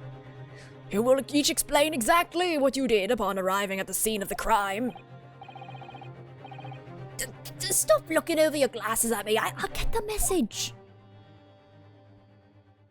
Why'd you twist up like that? Is it because this case is called the Twisted Karma? Are you the twist? I don't know anything about that there notice board. I just wiped my hand on it, that's all. Well, don't look at me. I haven't got a clue about it. I was doing business with some second years at the time. I don't know anything about anything. Just a bystander, me. Just a sign at the crossroads of life. It was that Reaper, I bet. He's got a face that screams bored. He was the board? I can't see how this changes anything anyway. The detective still died when we heard the gunshot. does it though? Does it really? So, none of you can elaborate further. Shaken by the crime they witnessed, and with only the light of a few candles and an oil lamp by which to see. We can't expect these witnesses to be able to give a more precise account of what happened. That's right, yeah. Don't pay to expect too much. It's man's endless quest for knowledge that's destroying the world. That's what I think. Do you? Really? In any case, as this testimony shows, even if the notice board was moved by somebody following the incident, it makes no difference. When the gunshot rang out, the accused was the only person at the scene. In short, the only person who could possibly have committed this crime is Barak Van Zeeks. None of this wrangling over the board changes that simple fact. Quite so, quite so. Does the defense still wish to cross-examine the witnesses despite the circumstances? Well, yeah, because it wasn't a gunshot that you heard, it was the firecracker. Most certainly, my lord. Very well. Then you may proceed, Counsel.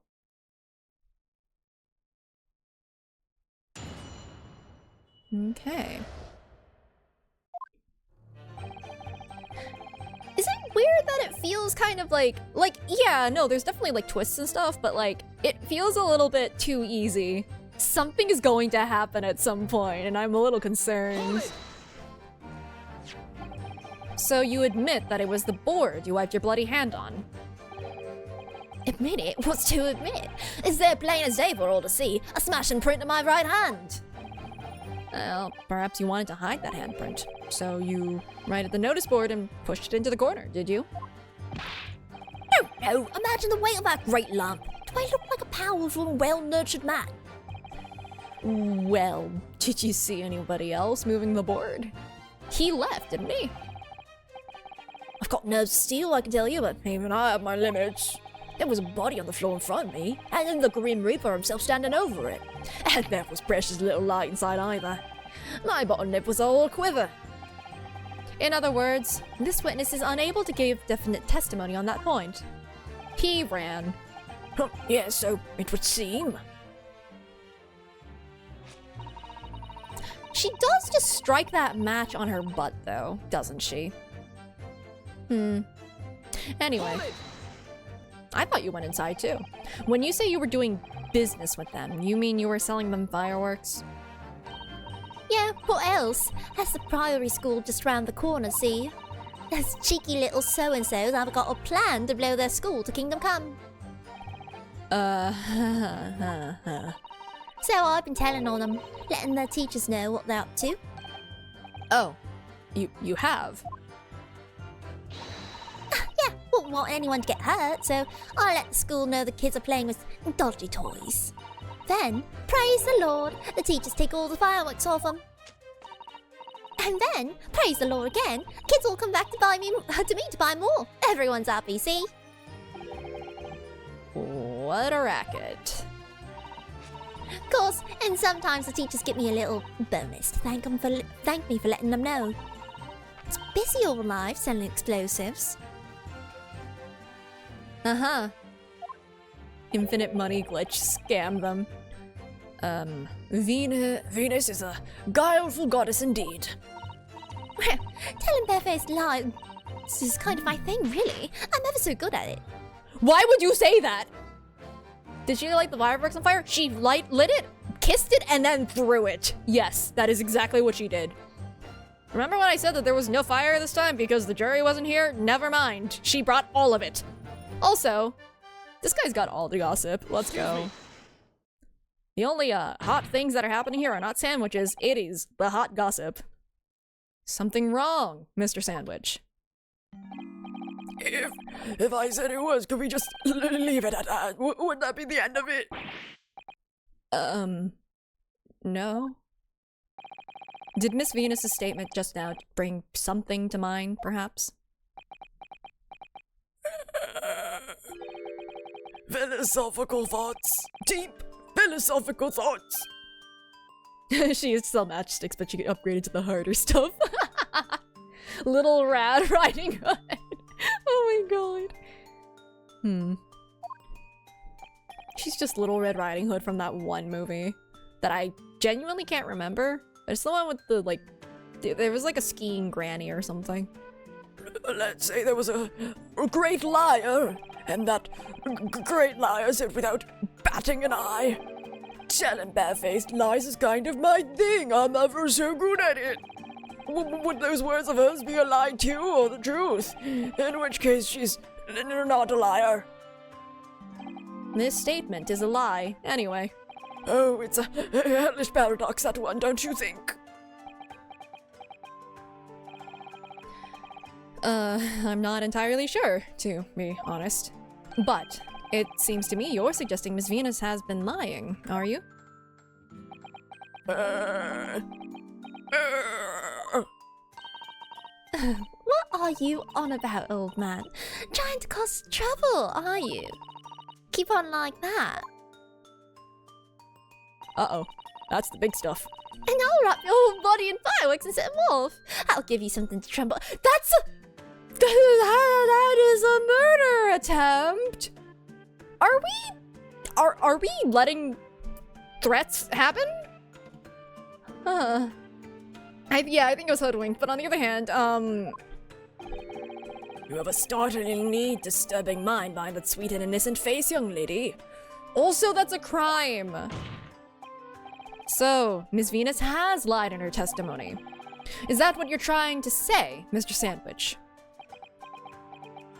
Well, if I'm going to die anyway. Threat knows, promise. That's even worse. Well, if it means I'll be burning in hellfire for the rest of my days, so be it. Oh my god, no, that's actually just the mood of, Well, if I'm going to die anyway, I'm taking you down with me. Yes, that's what I'm saying. can you elaborate, please, sir? Old blabbermouth there headed for the room where the gunshot seemed to come from. But there was someone else who crept up the stairs behind him too. That's right. That rotten liar over there.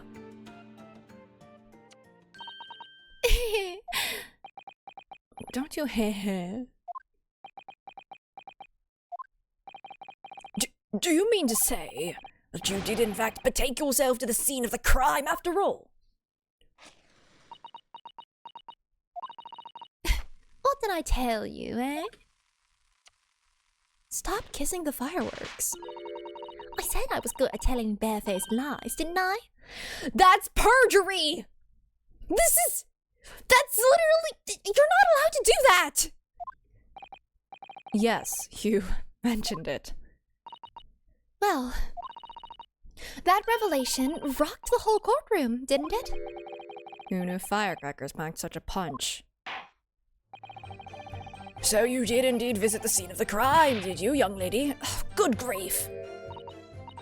Well, now you come to mention it, I suppose, perhaps, I do clearly remember climbing the stairs to the room, yeah? Either you clearly remember it or you don't. Well, I shall consider a fitting punishment for this perjury. Are we actually oh my god, we're punishing the perjury? For what? For the perjurious act later. For the time being, you will immediately amend your testimony to reflect the truth. Yes, my lord, of course. Maybe I did sneak along behind gossip and have a little peek into the room where it all happened. Maybe I did lie. Maybe I did try to blow up the building.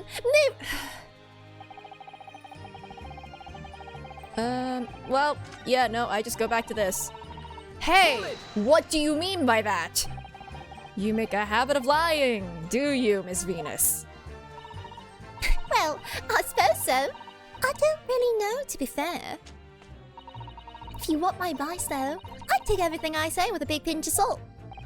Why? Alright, but you did in fact go to the room where the victim was killed on the day in question, didn't you? Please, as if I would. I can't think of anything more terrifying. The truth, please. Draws sword. All right, just a bit then. So you lied again? Come on! I mean, a girl my age is curious about stuff, you know. Did you touch anything at the scene? Oh, please, as if I would. I mean, there was a dead body on the floor. The truth, please. Draws other sword. Well, all right, just a bit then. I had a look to see if there was anything I could sell. So I did give the place a once-over, but it was nothing to write home about. Right, now I hesitate to ask, but you didn't remove the notice board by any chance, did you? Oh, please, as if I would touch anything like that. Just a few bits of loose change is all I had. The truth, please. Oh my god, she did. Well, all right then. I thought there might be something worth having underneath it. So I blasted Blasted? Sorry, flip the blasted thing. No. Go back to that first one. You blasted it? Anyways, she started blasting. You're telling us that you did move that board. I think that did slip out, didn't it? Oh, you that farm pot! I don't believe it. A girl doesn't think. So, did you find anything then? Something that you might have taken, perhaps, to sell, perhaps. Oh, please, I should be so lucky. The truth, now! Me and you both, Kazuma. Me and you both. I might have found this old pocket watch under the notice board, I suppose. A bit of junk like this can't be worth much if you ask. Ah! Did someone just shoot her? Are those fireworks just getting bigger? I don't know. She has multiple sizes that she sells, apparently. But who shot her? So, it was you, was it? You're the one what took it? Hi, Gina. Yeah, that's fair. Gina? Young lady, might I remind you where you are? That watch there. That was a present to Inspector Gregson from the yard for a big case he solved 10 years ago. The professor case, no doubt. The boss used to wind it up every evening without fail when he was waiting for his grub to come at the pub. I see. I swiped it off him once and blimey was he upset. He gave me a right earful. Said he hadn't missed a day in the last 10 years, polishing it and winding it. It meant the world to him, that watch did. Possibly not the best thing to go diving for then. Wait, if we get that, we can see what time it was stopped at. He probably didn't wind it, which will tell us that he was killed before the time of death that was given to us. Maybe, possibly. It's not all that, though. I took it to Jabez's out night to ask how much it was worth, but the old dealer wouldn't touch it. Wouldn't give me a penny for it, said it wasn't working. Knocked about and worthless, he called it. Ugh, I knew I should have lifted it.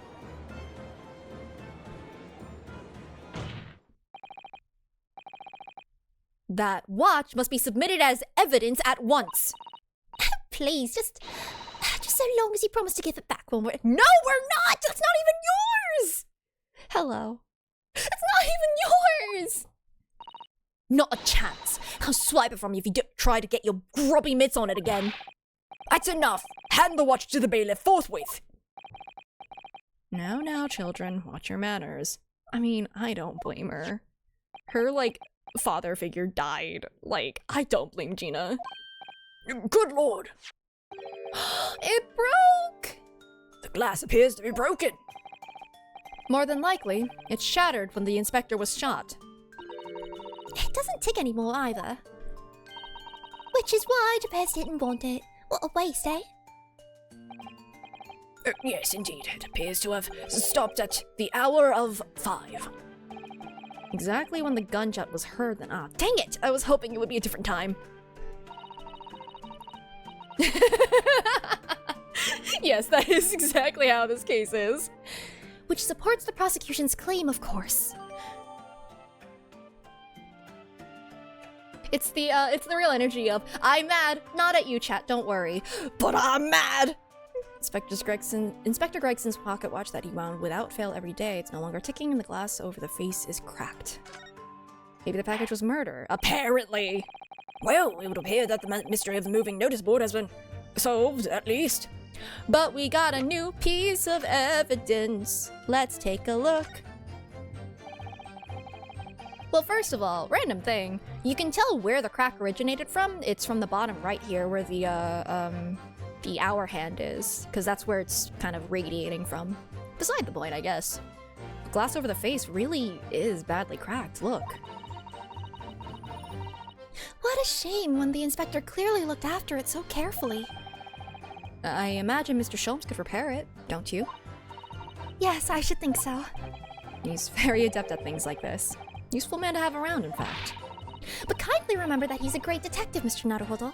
Not an odd job man. Okay. Is there anything else? I mean, here's the thing. The winder is broken, so you can't really wind it anymore. There's a tiny little stub sticking out from the small hole here, look. I suppose there must have been a little knob or something on that for setting the time.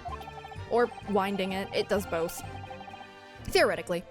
In that case, seeing as we know the inspector took such good care of his watch, it probably broke when the incident occurred, didn't it? Weird for it to break off when the bottom... I mean, unless it bounced, maybe? Probably, let's see. Yes, of course. Which could mean that there's a small part of the watch still at the scene, maybe. Maybe it's in some other piece of evidence. What's this? Wait, key! Key! That's for winding it! Okay, so that's how you wind it. Oh, there's a tiny little keyhole here. Can you see? Oh yes, that's probably for the winder used to wind up the mechanism. It looks a little unusual, don't you think? Yes, you'd need just the right key to wind it, I imagine. Please, why do I feel as though I've seen something? Something a bit like a key that's about the right size to fit in this hole. It would be wonderful if we had the key. Let's check carefully over what we've already found. Okay. That is a signal that I can re-look at that old piece of evidence. Where is the little soldier thing? You! And what did I press to get you to open again? Was it the face? You twist. Yep, spin it. Come on. It's gotta be this. Key, but it's tiny though. So what is it for, I wonder? Am I not allowed to... Maybe I can, maybe I can? Miss Susato, do you think perhaps this key could be the key for Inspector Gregson's watch? Oh, yes, it could be. Let's try it at once. There's not a moment to lose. Maybe it opens it, maybe it opens it. Maybe there's evidence inside it. Or it winds it. Okay, never mind, it winds it. I knew it, a perfect fit. And look! The inspector's watch has started going again. Huh, so it has obviously just not been wound up, that's all. Which means that he didn't wind it when he died. It had to have, he had to have died before 5 o'clock. It didn't break at that moment. What is it, Mrs. Sato? Well, if the watch isn't actually broken after all, I have a feeling it could have profound implications. Oh wait, no, that wasn't a redeem from just now. Dang it! That was from 28 minutes ago! Ah! I thought that something happened. I think I just saw the... Dang it, I got debated by myself and my poor reading. Okay, now I have to do again. She's deep in thought now. Oh, No, not another one! Well, that's just my own fault. well. Okay, anyway. Sad, despondent oboes. Perhaps I'd better start thinking deeply too. Okay, well, I could probably go and mention that... Well, also, is there signs of the top of the watch anywhere? Is it this? Why would they put that on there? Oh, did I not see this? Yes, and when I asked about whether records are kept about who they're issued to, I was told that for the past 5 years, they've been engraved with a unique serial number. Oh, but as far as I can tell, there's nothing like that on this gun. Which tells us that it must have been issued longer ago than that. Is this Gregson's gun? Because of the watch thing? Why can't I? That's the top of the watch! I think. Because that's a weird thing to put on a gun, right?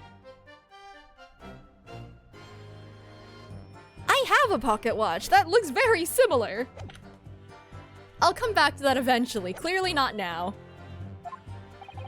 And as predicted, and had very little bearing on the game. No! We found things! Ugh. Now then, continue with your cross-examination, please, counsel. I like to imagine that what they said, like, what's it called?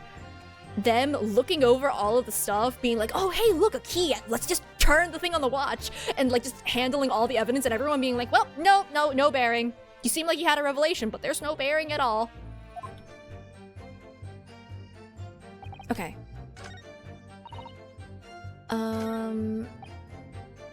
I need to find something about the watch. This is the one. I just need to figure out... Objection! Yeah, okay. I'm afraid that's not necessarily the case. Oh, okay. Why are they messing around with a little toy figure? At the scene, we found this key to the winder of the inspector's pocket watch. That's not a key. A key. And having wound the pocket watch, we discovered that it, in fact, still works. You see, the watch didn't stop because it was broken at all. And that fact completely undermines one of the most fundamental premises on which this entire case has been built. What?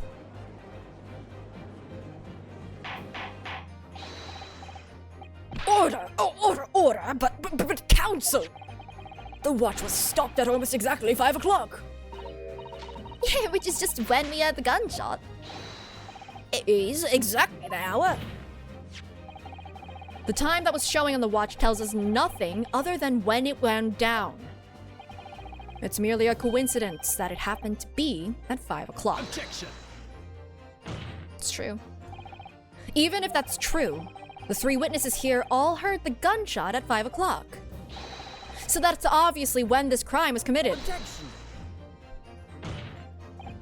No, that doesn't hold.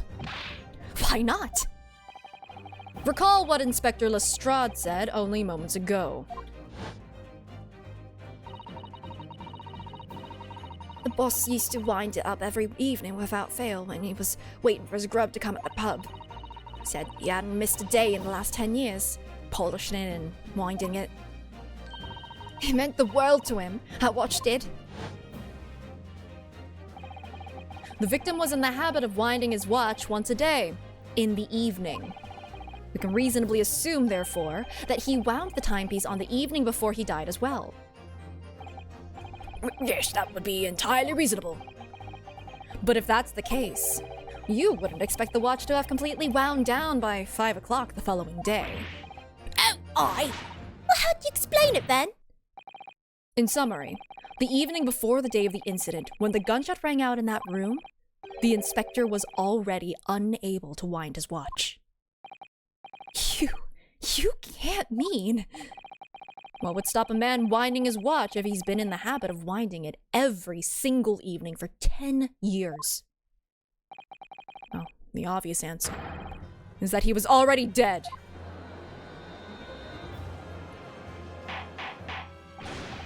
Order! Order! Counsel, that is a most extraordinary claim. Objection!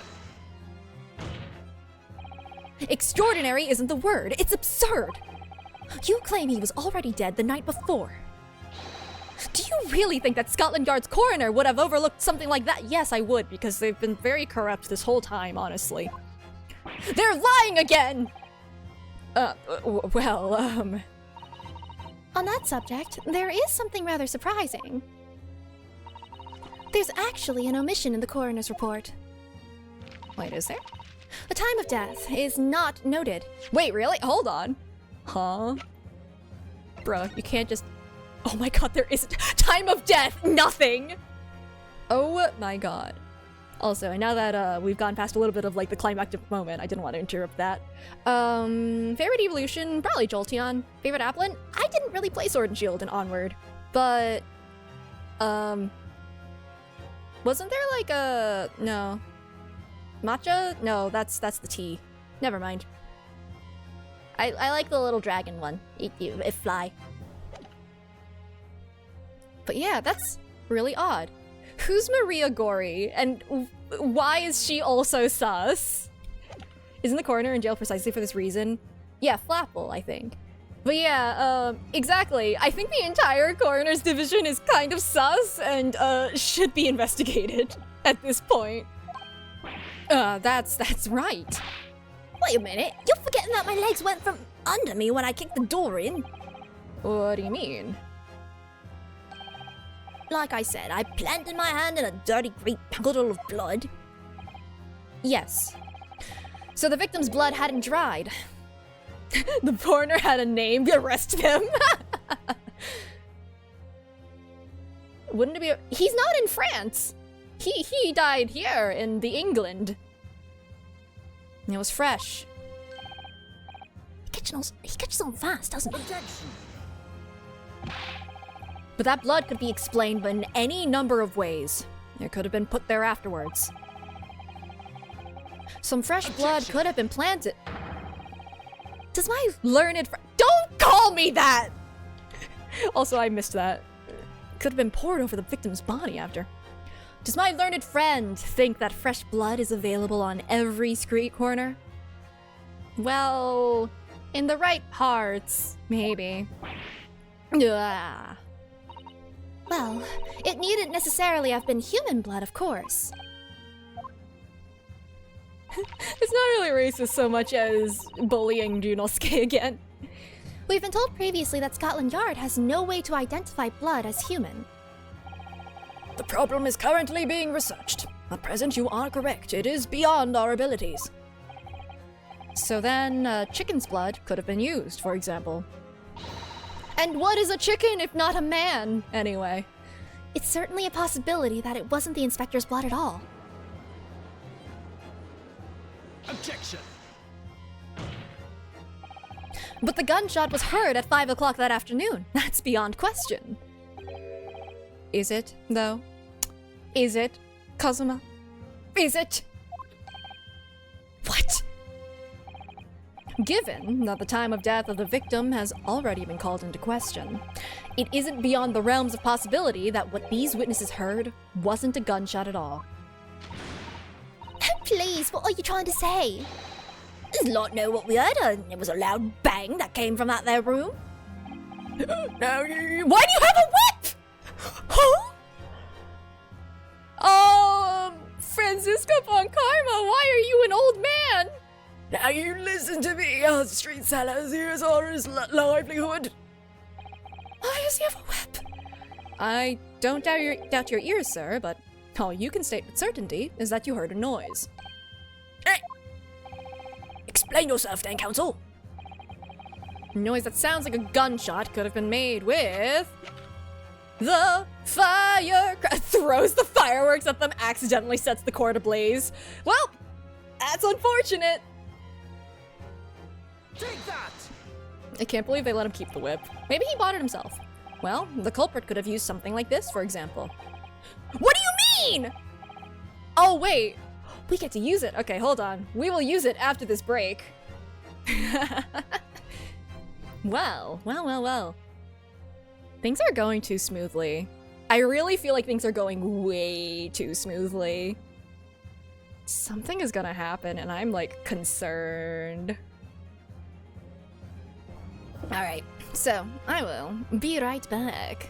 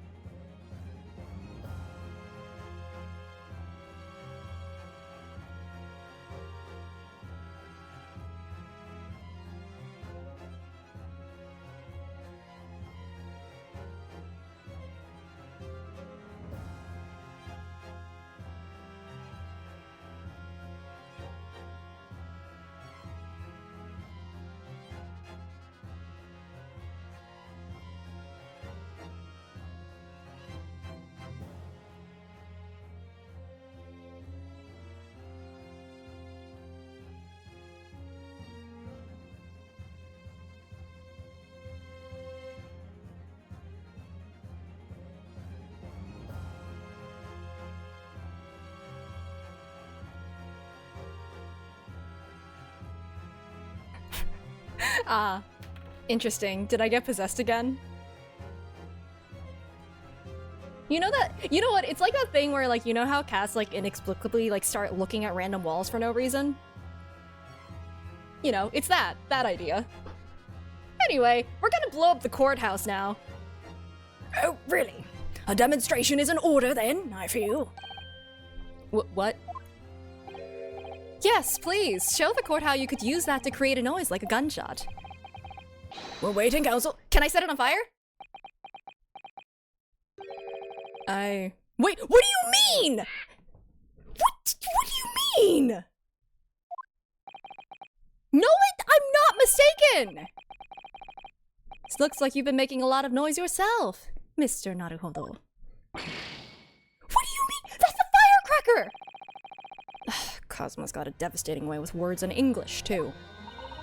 I realize it may be difficult to retract what you said and present some different evidence, but perhaps... Yes, I was thinking the same thing myself. It's because I'm convinced there is some evidence that could produce a similar noise. What do you mean? Yeah, he has been bullying Ryunosuke for a while. Okay, then what made the noise? The gun! Anyway. Like, I assumed that there was a firecracker in the candle, but like, is that a connection we're allowed to make right now? Either that, or maybe it was the watch falling to the ground? Actually, it might have been the watch falling to the ground. Take that! Is it this one? No, it isn't. Was it actually the candle then? No way! They really want to make that leap already? So it wasn't the cracking of the pocket watch. Okay, that's fine. I'll take that.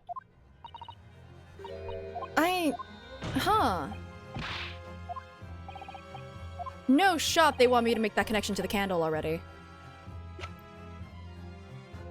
Unless you want to say it was the gun! Please don't tell me it was the gun. Yeah, I'll save. I mean, I have 3 more penalties. I'll be fine-ish. Okay. Well, okay. The sound that they heard, it wouldn't be the notice board because they came because of the... They actually went to observe because of the gunshot, so... Not that. The candle? I mean, the candle didn't make the sound.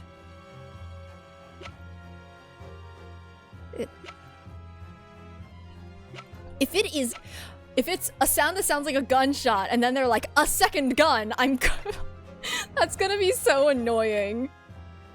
Okay, I'm presenting this right now just to make sure it's not, oh yeah, the sound of the gunshot was a gun! Take that! Please don't be that. Good, I'm so glad that's not the case. That was not my real answer. That was my, it better not be this answer. Good. No way. I'm gonna say the candle because, like, I think that the firecracker was in there and it was shot at point blank, or there was gunpowder there. It was the baby? No, there wasn't a baby. Take that! No, it wasn't. Really?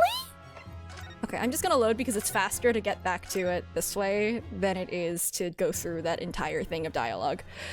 Okay. What made the sound?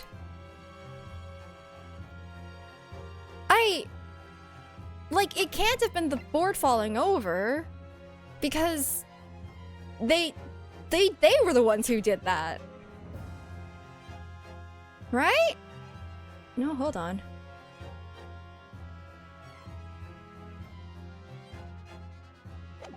Do I have to inspect the fireworks? Oh my god, I think I have to inspect the fireworks. I might have been right. Have you had an idea, Mr. Naruhodo? You're staring at the end of the string of fireworks. Sorry, it's just that it's the Venus special. I was wondering what 600 pence worth of fireworks would sound like. Oh my god, I had to inspect it first. Shall we find out? What? But she said it could blow up the courtroom. Oh my god, I had to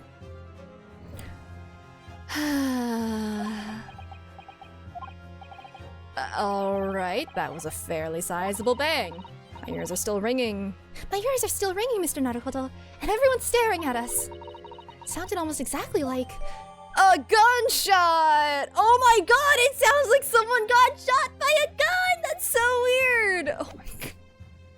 I guess I wasn't allowed to make that leap of logic of firecrackers sound like gun. Something like this. Cause like, the small ones sound kinda like— okay, anyway, I'll stop doing that now. Something like this. The culprit could have set off one of these to fake a gunshot. Good gracious, the very fireworks that are sold by the Whitneys. Now hold on a minute, are you saying I did it? No, whoever bought it did it. Who have you been selling to? Tell me the clientele! A pretty little firecrackers only make a little pop anyway, see? Not 100 of them together. The Venus special that you sell for 600 pennies sounds like this. As the court can now attest with ringing ears, sounds very much like a gunshot, in fact. It's almost like there was gunpowder in there that explodes like a gun! You're trying to suggest that somebody set one of those fireworks off at the scene. I'm suggesting that somebody knew the defendant was in the room at 5 that day, and sought to implicate him by creating a sound like a gunshot for these peddlers on Fresno Street to hear. Objection! But even the accused himself has testified that he saw no one else in the room at the time.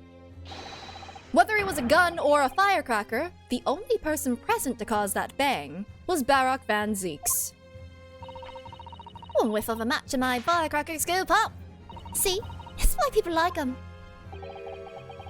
I feel for your fingers, young lady. Yeah, me too. Objection! I'm not afraid for her fingers. Recently, during my time here in Britain, I've learned of a very useful invention indeed. Something called a time bomb. Good heavens, a bomb! Yes, a device that allows you to blow up whatever you like, whenever you like. Mr. Naruhodo, I worry that your unfortunate phrasing there may lead to yet another international incident. No, wait. It's the whenever you like part that's important. Timed device. Yes, exactly. A timed device. Something of that nature could have been planted at the scene. A device that was able to produce the sound of a gunshot long after the culprit had left. Oh my god, hit the deck, he has a bomb! Your extravagant claim will have to be substantiated with evidence, counsel. What proof do you have to suggest in any way that a time device was employed to create the gunshot sound? Am I allowed to? Okay, just in case, I'm going to examine this again. Okay. Never mind, I am not going to examine this again. What do I have? Well, I have the candle. It has to be the candle, thank you. As the court has already discussed, the tip of one of the candles in this candelabrum has been blown off.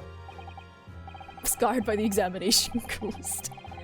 Indeed, because it was struck by the bullet, which presumably passed through the victim. But if that wasn't the case, I don't think that's possible, my lord. Not possible. Why? Because of the scorching. There we go! They brought it up! Oh, let's go. It's all coming together. Oh, it's coming together too quickly. There are gunpowder scorch marks clearly visible on the broken candle. There are, of goodness, yes, but is it not the case that there were also scorching on the victim around the bullet entry wound? It can't be in both places at once. That's right, there was. But, as we heard earlier, scorching like that only occurs when the target is at very close range, a matter of centimeters from the gun. Ah! Which means that the scorching on the candle can't possibly be the result of a gunshot. You're suggesting it came from the fireworks. How can that be, eh? The fact that there's such visible scorching on the candle, well, suggests that the fireworks must have been right next to it when they exploded. Or inside of it. Or to put it another way, the candle and firecrackers were joined together. Oh, That works too, I guess. Wouldn't that blow up the candle next to it, actually? Whatever. The culprit somehow attached the fireworks at a point partway down the candle. After the killer had left the scene, well, the candle slowly burnt down along with the other two. Until eventually, it ignited the fuse of the firecrackers, generating a loud...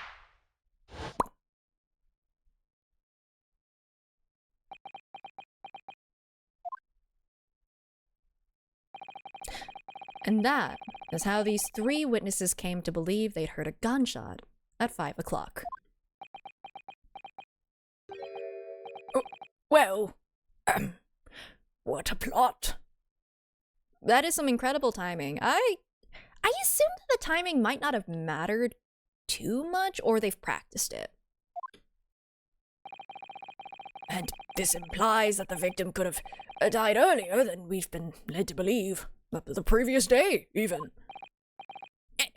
Now, hold your horses. Well, I lot saw the victim going into the building, remember? I couldn't forget that flame-colored hair even if I wanted to. But, like, the person you saw entering the building wasn't the victim at all. Consider this. Ah! Obviously, anybody can wear a wig. So the person that these witnesses saw entering the building 15 minutes before the incident occurred could easily have been somebody else entirely, wearing the red hairpiece. Somebody else? Do you mean to say? It was the same person who contrived the firecracker trick. In other words, Inspector Gregson's killer.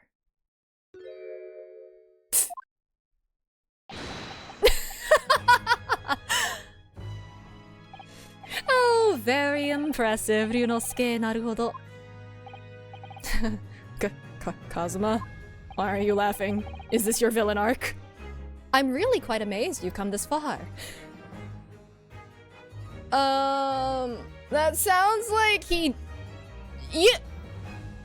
Hey, you had nothing to do with this, right? Buddy? Okay. Alright. But after all, wasn't I the one who told you that you had all the makings of a great defense lawyer? What does this mean? I also noted the lack of a time of death in this report, a stark omission. But as far as I'm concerned, this whole country's justice system leaves a lot to be desired. I mean, he's got a point.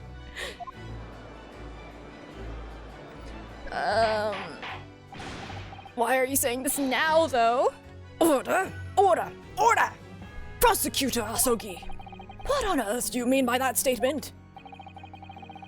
I hear that many of the leading members of Britain's judiciary are present to observe this trial today. So we cannot allow even the slightest doubt to be overlooked. Oh, he's doing this because the British judiciary are within an earshot. The defense's assertion about the time of death based on the victim's stopwatch is just conjecture. But while the possibility exists that my learned friend may be correct, we have a duty to explore it. Well, certainly I would agree with you. And what immediately comes to mind is, of course, what was Inspector Gregson doing? And where did he go on the day before the incident? Do you know? The inspector always carried out his investigative work alone. His movements were treated as confidential within Scotland Yard. Even within the yard? However, considering the evidence we've been presented with so far, I'd say it's fairly apparent what case the man was pursuing. Wouldn't you, my learned friend? I do have a feeling about what case he might have been investigating. Yes, I agree. Surely. My lord, the defense believes it can explain to the court the case that was being investigated by Inspector Gregson at the time of his death. Well, it's either the Reaper case or the Professor case. Probably the Reaper case. Very well, counsel. Present your argument to the court. Why is Cosmo pulling a Van Zeeks? Because he's being cute. What evidence is suggestive of the case being investigated by the inspector on the day prior to the incident? Oh wait, either that or the redhead thing. I think it's the Redheaded League, right? I mean, it's not written on here though. Cause like, it's mentioned that the Redheaded League thing is presented here.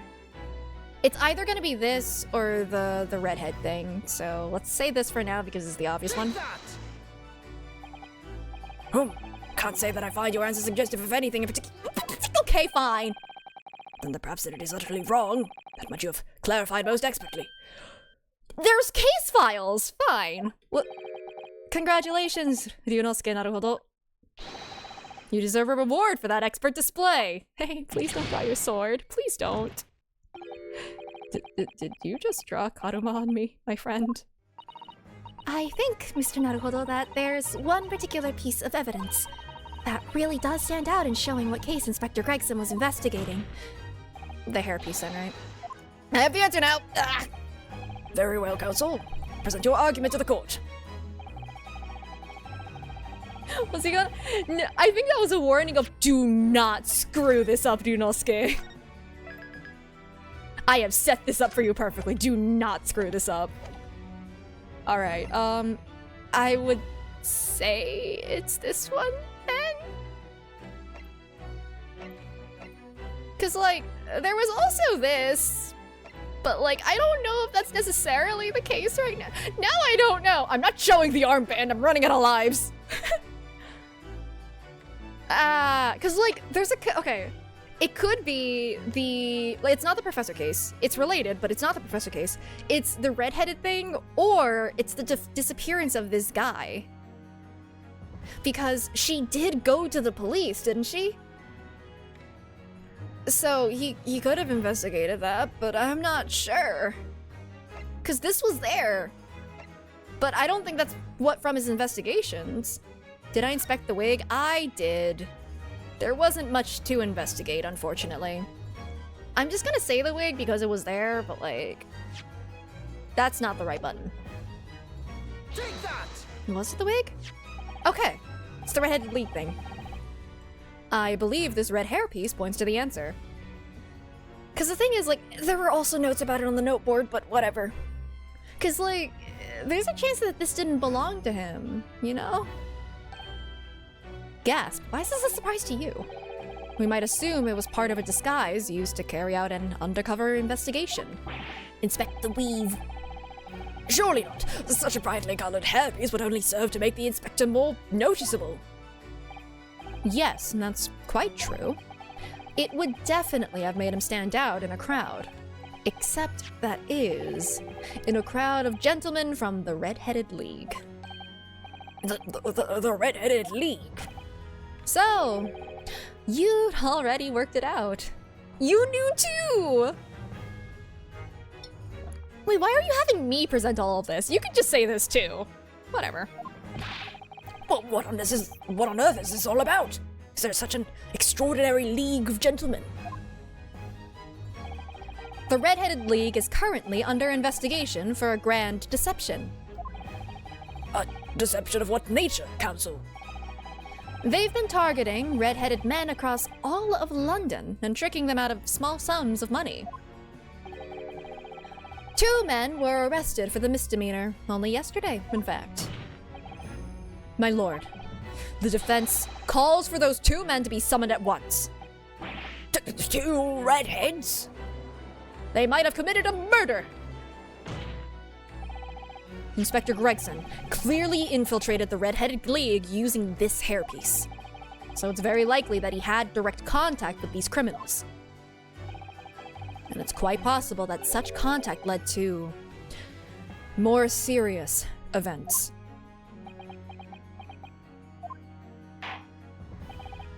I concur that we cannot in good conscience leave this new avenue unexplored. Well done, Mr. Naruhodo. Well, it's another possible line of inquiry for us, at least. prosecution will make immediate arrangements for the charged men to appear. Bring these two red-headed league conspirators before me, Prosecutor Asogi. Different professor. At once, my lord. Why is one? No, they're not going to be Sholmes because Sholmes was the guy who arrested them. Well, had them arrested. We saw the two guys in person. Very good. We'll have a 30-minute recess. Court is adjourned. Oh, man. Kazuma set us up. In a good way. He's helping us, and that bodes terribly. Because, like... Van Zieks got framed. Basically, I'm pretty sure because he helped us out in the last case in pursuing the truth despite, you know, the coroner having immunity. And, that bodes really poorly for Kazuma doing the same thing. I have a feeling we're defending him in the last case. I'm not sure though, but oh boy.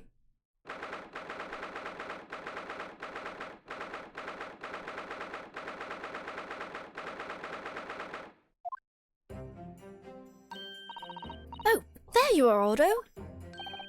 What kept you, my dear fellow? Hello, Mr. Sholmes, Gina.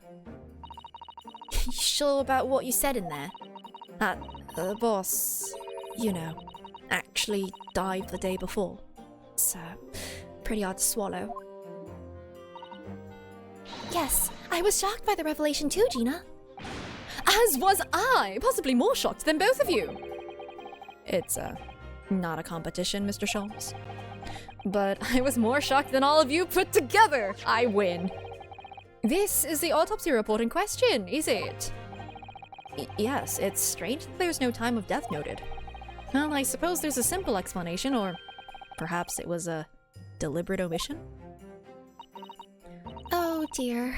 If it was deliberate, it puts me in mind of the last case we worked on, and Dr. Scythe.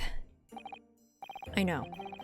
Anyway, it seems that on the day before Lord Van Zieks discovered his body, Inspector Gregson was investigating the Red-Headed League. So, perhaps something happened with them. It was an autopsy report. We're just gonna turn this court case odd topsy-turvy. Come to think of it, you had trouble with those League men too, didn't you, Mr. Sholmes? You were taken in by their trick. No. Naturally, I wasn't taken in, as you put it. My sleuth-hound interest was merely piqued slightly by the rare scent of a weekly £4 income. And, that scent masked the underlying scent of deception, I suppose. The two criminals in question are the pair we saw being arrested yesterday, aren't they? In Mr. Sholmes' suite, I mean. That's right, Suze. And it was me what took him in. Thanks to a tip-off by a good law-abiding citizen. Indeed, yours truly. So, it's going to be that pair in the witness stand next, is it? Something doesn't quite make sense to me, though.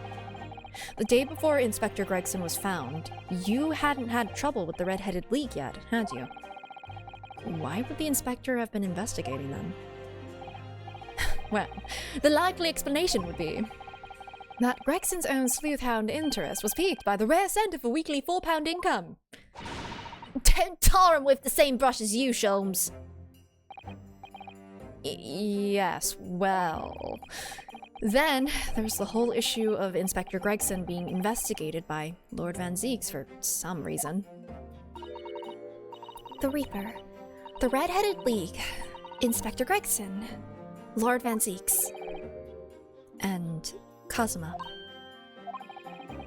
I feel as though he knew we'd arrive at this point somehow. Gosh, I think you're right.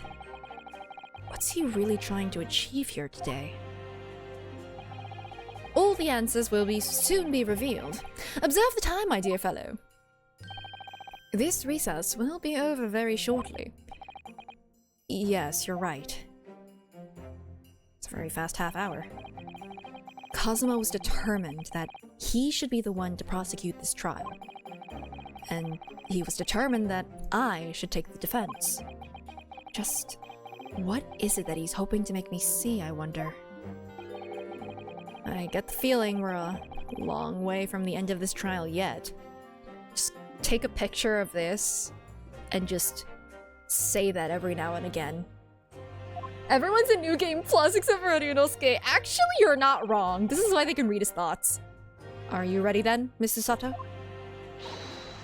Yes.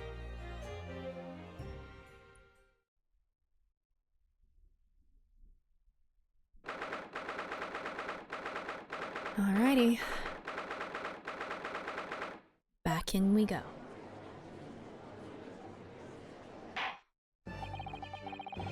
In the name of Her Majesty the Queen, I hereby declare this court to be in session again. Ben6 didn't even see us during the recess. Okay. We resume the closed court hearing of Barak Van Zieks, here present, who stands accused of murder. Now then, Prosecutor Asogi, My lord. have you summoned the witnesses as requested? Yes, the 2 members of the Red-Headed League who planned and carried out the deception. They arrived not long ago from the local prison by police carriage. Very good. Bailiff, usher the 2 men into the courtroom. Oh. Oh, right, you're like Mario. Oh no, you're Mario! These 2 men are currently being held by the police on suspicion of attempted extortion. You may omit your occupations, but state your names now for the court. Aren't you French? Oh god. I am Fabien de Rousseau. Rousseau? Is that it? Fabian? Fabien? Sure. Russell Crowe. A descendant of the great de Rousseau family from... It's not nice. Is it Nice? Nice fava bean. Spaghetti. Yes. Nice? Nietzsche? It's not nice. It can't be nice. Nice. Nice en France. And my name is Peppino de Rossi. I'm so sorry. It's literally written into the dialogue. I am the 3rd son of the great Familia de Rossi, the landowners from Napoli. The 2 men first became acquainted at a boarding school for European nobility. Those who graduate from Temsic? Temsic? Oh, that's interesting! If anyone has played Ghost Trick. Anyway, the future leaders of Europe.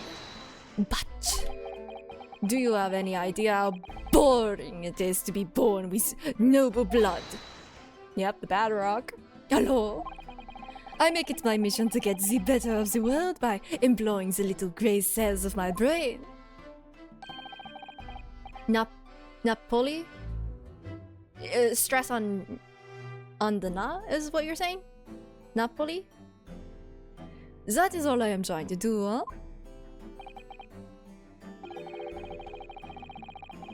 So that's the only reason for this whole grand deception you've been carrying out.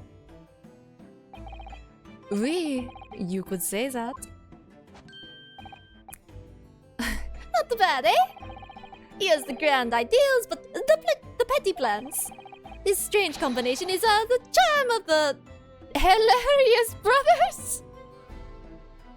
Mario, Luigi, what are you doing? Don't add the A sound unless the E has an accent. Do you mean like earlier with the place? That looked like the word nice, which was not nice? Question mark? Oh man, I can't French and this is gonna absolutely show. Oh boy. Is he a couple? Oh god. Listen to me, Pino. I have 2 things to say to you. ¿Qué? Are you about to tell me one of your grand anecdotes? Eviva! Firstly, I want you to stop calling me this couple. And secondly, we are not the hilarious brothers. This is serious business. Capello, there it is! The couple's trump card, the furrowed brow! It is deeper, couple! The furrow and the meaning of your words! Let's go. The court has been led to believe that under the banner of the Red-Headed League, you have conspired to swindle money from unsuspecting members of the public. This is true.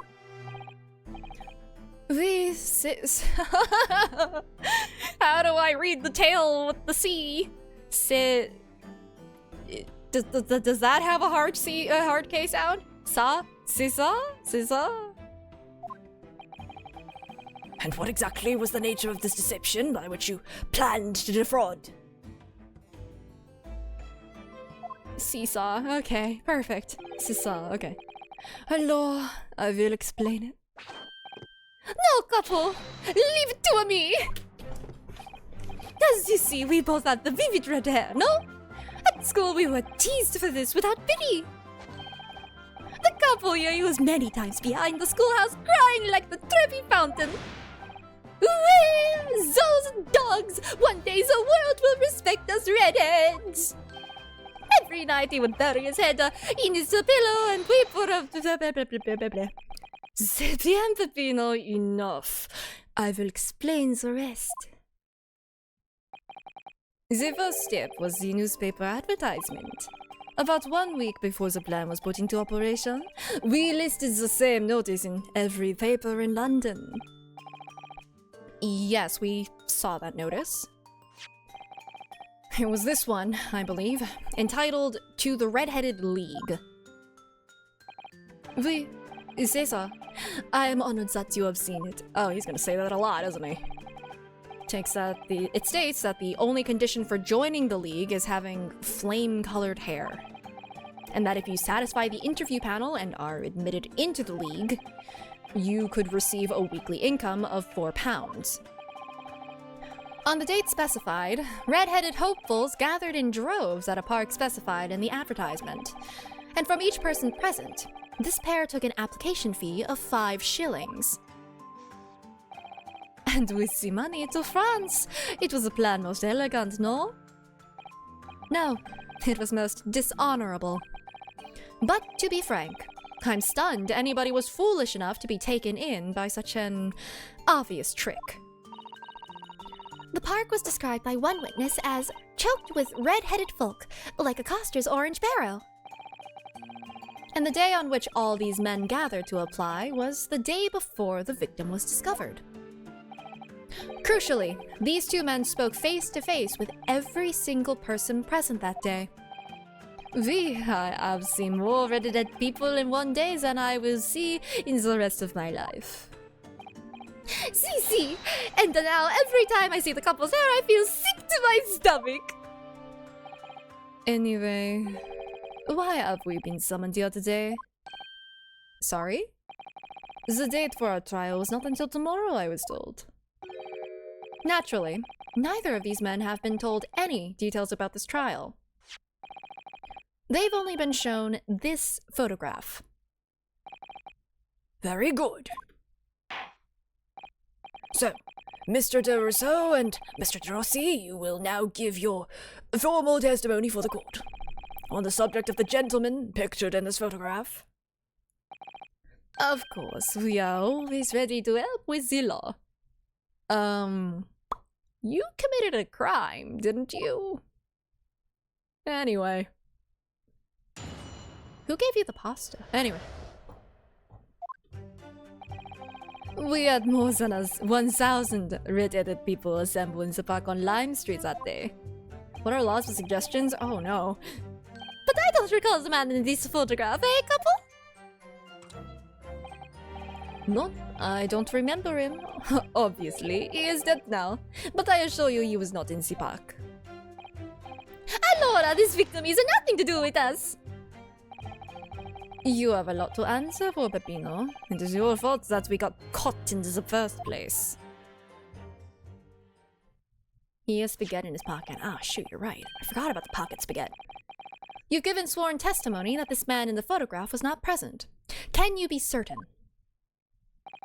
Oui, I am quite certain. We did not interview this man. Nobody looking like us at this came to the park. This I can promise. Well, it must be noted that you have been arrested for a grand deception, however. Accordingly, this court has little confidence in your assurances. This literally is the Skulkin brothers again. Oof, with this attitude, we get nowhere, huh? He's really sulking now. Skulkin now. They're just named Red Hair and Red Hair. Yeah, well, they live up to their name. This confidential document was obtained directly from Scotland Yard. It records an entry from the inspector's private diary, dated the day before the incident. It reads, Lime Street, Red-Headed League, undercover. Ah, I have the answer. Maybe there was another similar event in the park on the day in question, eh? That is ridiculous. There's no question that Inspector Gregson was investigating the Red-Headed League. Which means it's quite possible that's when he was killed. As opposed to a public diary. Very well, the defense may proceed with the cross-examination now. Yes, my lord. Hey guys, welcome to my confidential blog and my investigations into secret matters that not even the Scotland Yard know. Okay, I already read this. Let's just press all of this. 1,000 people. Well, that's a very big crowd.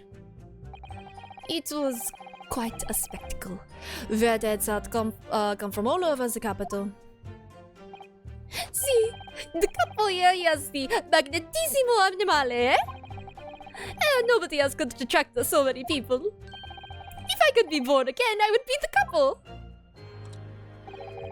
All those people wanted was the money, Peppino. The £4 per week. Are you suggesting that you spoke personally with all 1,000 applicants? Oui, that we did, because every one of them paid us 5 shillings. We take us their names and we take their money, and we take their addresses as well. Then I tell them we take us some days to let them know via post finito, maybe 2 minuti a person. We start early in the morning and we stop late in the night. You have their addresses? So you earned 5,000 shillings in one day. That's a small fortune. Who'd have thought there were 1,000 such gullible redheads in London to start with? One of whom was a great detective with chemically altered hair. They had his address that I assume they gave, that Gregson gave the fake address. You know, the... Hold it! He doesn't look at all familiar. No, I don't think so, and this is a wig, eh? He was trying to trick us. I do not like the people who are trying to trick the other people. Says the con artist. If between them they interviewed 1,000 people with red hair, it would be unreasonable to expect them to remember every face. No, signor. I may be small, but my memory is very large. I never forget a thing. In my opinion, I do not think this man was in the park. But he's not going to give the court a definite, it seems. Hey, Capo, you didn't see a man like this, huh? Okay. Hold it! But according to what you said, you spoke with 1,000 or more people that day. Oui, that's true. My eyes were burning by the end of the day. Surely then you can't actually remember every single face. How are you so certain that this particular man wasn't present? Normally the redhead is very distinctive, eh? But not when you have 1,000 redheads crowding around. Then it is just an eyesore. But if there was some other information you could give us, maybe then we would recall. That is not the line, Peppino. Remember, we do not remember him. We are sure of that fact, huh? Oh my god, they're the Skulkin brothers. They're just lying again. Why is there so much perjury? If there was a man with a red hairpiece, but his mustache did not match the color, then I do not think I could have forgotten him. Cosmo said these two had only been shown that photograph and they had been told nothing else at all. But what if I fed them just one other detail about the victim? For example, His fish and chips! I can certainly... Would he keep those fish and chips with him? I don't know. I can certainly appreciate that just knowing the man had red hair wouldn't help you remember in the situation. But what if I told you that the man was always munching on a packet of fish and chips? Do you remember a man who was eating incessantly? Not really. I was looking only at the heads of the applicants. I wouldn't have noticed the fish and chips any more than the caviar and smoked salmon. I should have asked for his name, actually. Ora spaghetti, me! I love the spaghetti! Really? I had no idea. Tell them again what you said before, Peppino. Si capo si, I say it again and again. Okay, I'm gonna go back to that, actually. Skulkin brother number 3 is dead, you're right, no! Okay, let me go back to this. The name, maybe they'll give us Hugh Boone or something. Time to give them 3 pieces of information. Well, technically 2.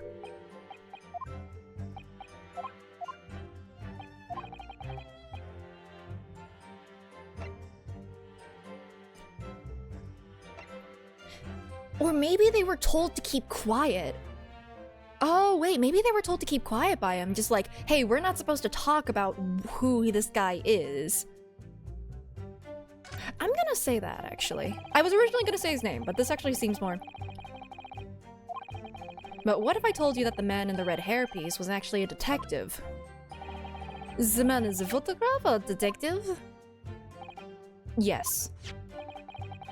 It would appear he found your notice in the paper suspicious and decided to investigate incognito. Sorry, but this changes nothing. Alright. Alright, Mario, let's go. Something to add, Mr. De Rossi? See, I am always adding something. Parmesan, olive oil, pepper. What I mean is, did you not agree with your friend's last remark by any chance? Yeah, what did he just say about the detective? Yes, that. Keep your mouth shut, Peppino. You have said enough already. But the white couple, what is the problem? There was a man who said, I am an inspector from a Scotland Yard. What? Good lord. Oh, they got the box for him. Good for them. Order! Explain this vote phase in your testimony, witness. It's simple. A man who was at the park said to us that he was an inspector. There was no such man. What are you saying, couple? Have you forgotten, eh? I have forgotten nothing. Nobody like this came to the park.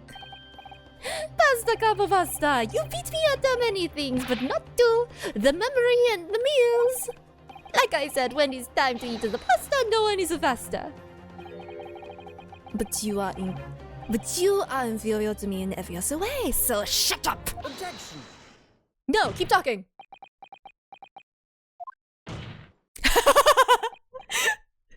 Oh man. The double object.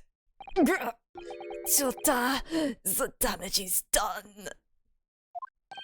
I hope that was right. Indeed it is, sir. There was a man who came to the park and he said he was an inspector from Scotland Yard.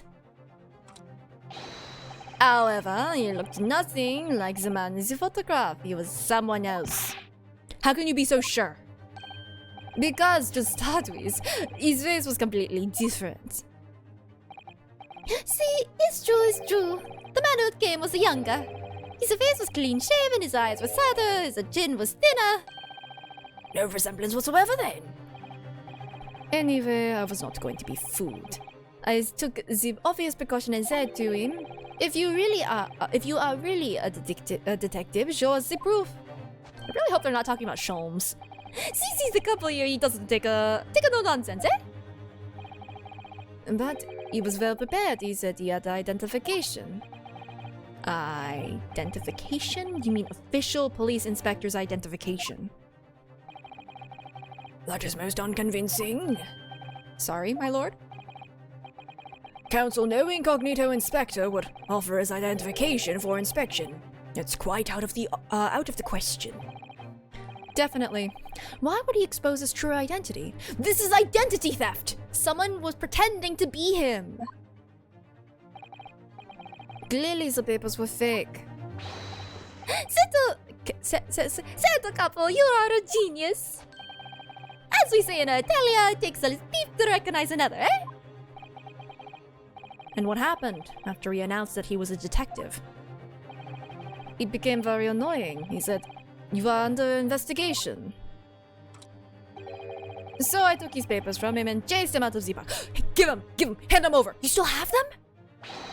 It was fantastical! And look, here is the investigation. Identification. Investigation. So you stole it from the man. He had it coming! He made us very scared. But he wasn't up to who he said he was. Indeed, the person described does not appear to have behaved as a true inspector would. However, I believe it would be prudent for these identification papers to be entered into evidence. But I like them! No, that's not a reason to keep it. Now, let us return to the witness's test. No, hold on, Your Honor. I'm gonna look at these papers.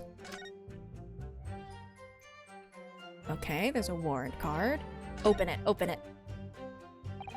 Well, I suppose we should see what this inspector's identification looks like inside. Huboon?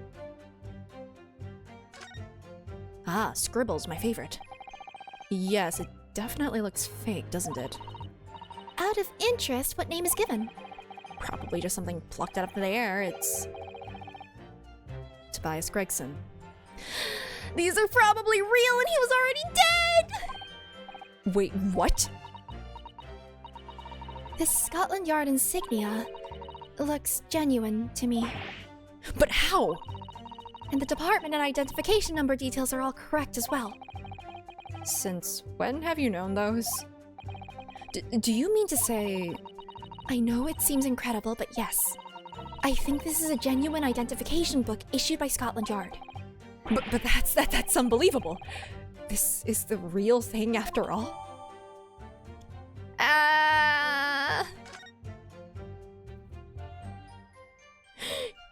How did she know that was the real deal? We don't need to ask questions. It's fine.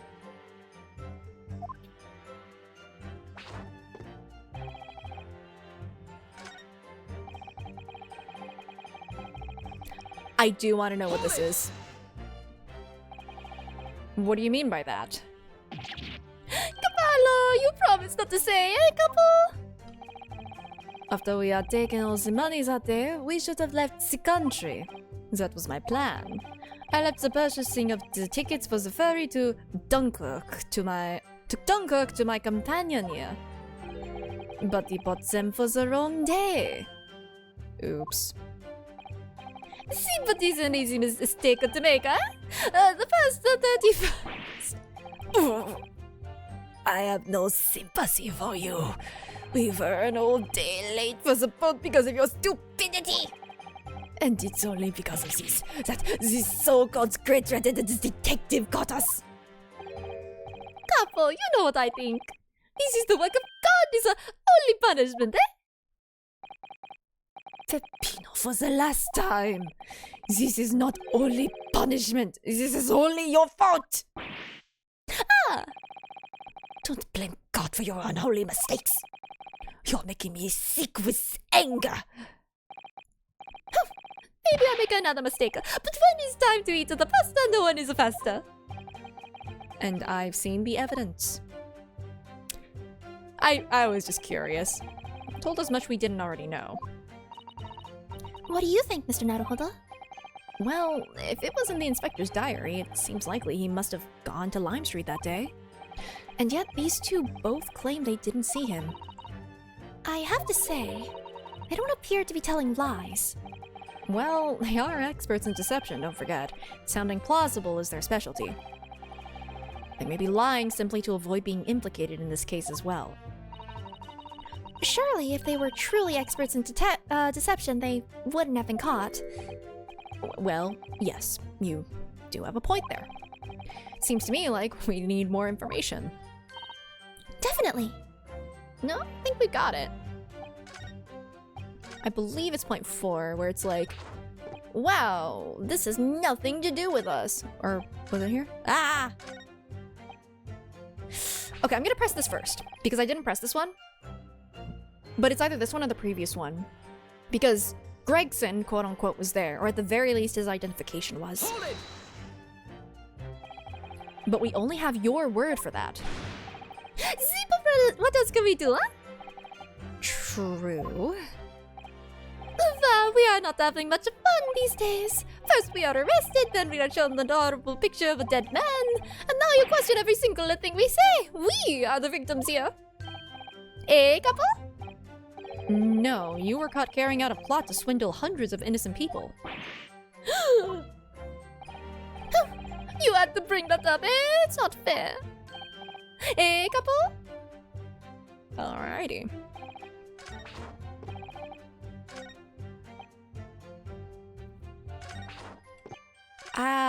Go back. I'm gonna say it's this one. This seems like the correct one. Objection! Yeah. Haha! I was right! I wonder if I could ask you to examine this identification book very closely. Miss Lestrade. Why Miss Lestrade? What is your intention here, Counsel? Well, is this really a fake? Or is it genuine? That's the question. Which we can't answer ourselves. Objection! Don't be ridiculous. No Scotland Yard detective would allow his or her identification to be stolen. Hold it! He's the boss's, no question about it! It can't be. As I suspected. The undercover detective who attended the Red-Headed League's enrollment on the day in question was the real Inspector Gregson, carrying out an incognito investigation. Oh, he's gone. Now the question is, was it really him or was it identity theft? Order! Order! But if the boss had his identification stolen, he would have reported it straight away.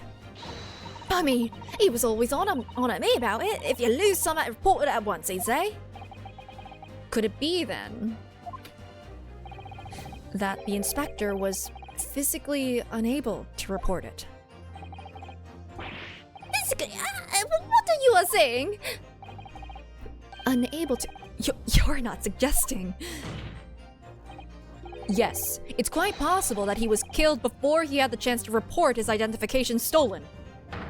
No!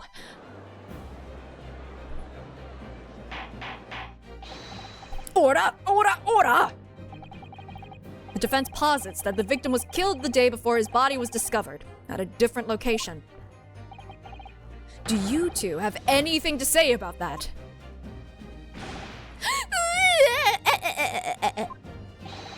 I know nothing!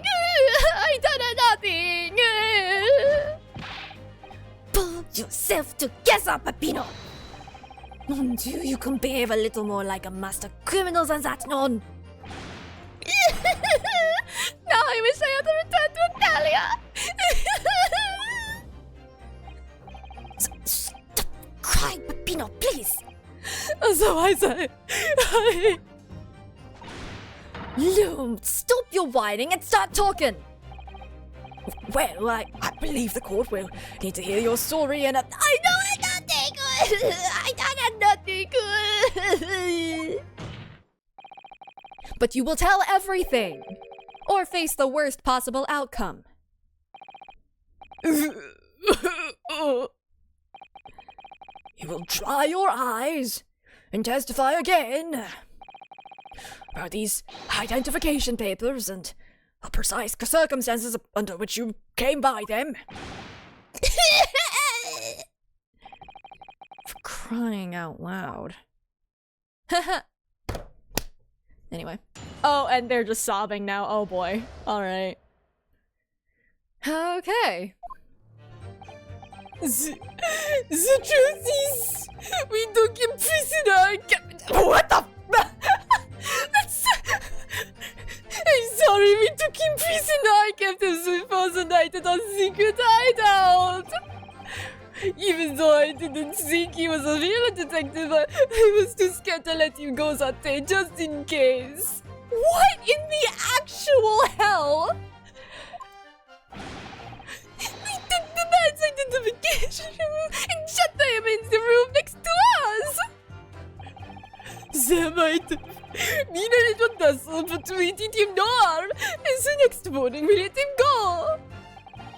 He spent the night in a nice room. It was nothing like prison, really. What the heck was that? This is outrageous. You imprisoned the man. No, sis, no. It was not like a prison. He was a very comfortable and calm and happy. A couple? What? It was never part of my plan, I swear it! So you think it was my fault, eh? Just because I got the date of the ferry wrong by one little day! I do not think it was your fault, Peppino, I know it!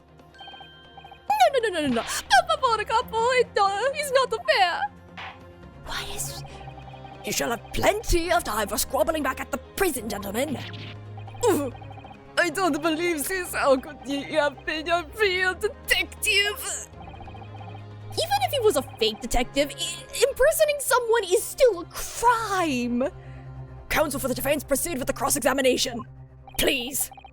So, on the day before the incident, Gregson spent the night confined in this pair's hideout.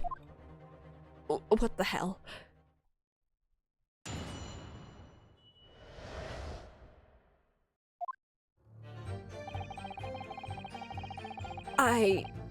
It was just a harmless little abduction. Just a little bit of kidnapping. What?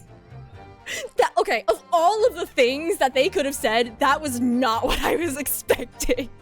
Oh my god. Hold it! Do you realize what you're saying? You have to believe me, I never intended for that to happen. It's just a mistake, you know. Sometimes you just kidnap a man and then put him in the lock him up in the hideout that you were staying at, you know. It just happens. It just happens a little bit. And I'm sure the detective did not intend it either. Do you think? But there was nothing else I could do. By the time I realized there was already a chain in my hand and I had already dragged him and knocked him unconscious, and he was fine. It was totally fine. See, nothing else. This was the first crime for the couple. He was at the end of his wits. I have told you before, Peppino, that is not the way to describe a criminal mastermind. Okay. What about this hideout of yours? I assume that Kazuma is losing it internally. Losing a key is a mistake. Kidnapping a man is not a mistake. You don't just kidnap a guy by accident. An old empty house behind the park on Lime Street. We rented the place for 2 days. It was an inspired idea by the couple here. An impulsive idea, I would say. No, not impulsive, inspired, eh, couple? What am I supposed to say to that, Peppino? And it was in the house described that you confined Inspector Gregson, was it? Like, on the one hand, they are bumbling idiots. On the other hand, they successfully imprisoned a legendary inspector. You realize that, right? They successfully did that. I mean, maybe he let himself get kidnapped so that, like, you know, he could investigate more, but also, what the heck? V. But you have to remember, I was under the impression that he was a pretender, not a real inspector. That doesn't make it better. That's still kidnapping. You can't just keep someone in your house against their will. That's kidnapping. Ow! That doesn't quite add up, though. If you didn't think the man was a real inspector, there would have been no reason to take him prisoner, would there? No, you are right. But we couldn't be completely certain. So you did it in case he was real and he turned out to be real. Oh no, they were already in prison. They're just gonna be in prison even harder now. Hold it! Too scared. Why? Because why had he come to the park? We didn't know. There was a chance that he had seen through my plan. And if that wasn't the case, he would go straight to the police station to blow the whistle on us. Even if he was just feigning to be an inspector, he was up to no good, huh? Without a doubt. I think most people would agree that it's you two who are up to no good. Ella, see, you may be right. Hey, couple! The point is, we will not be able to escape from England immediately. That is why we had no choice but to take the man prisoner. What do you mean? We went from county jail to the Tower of London so fast.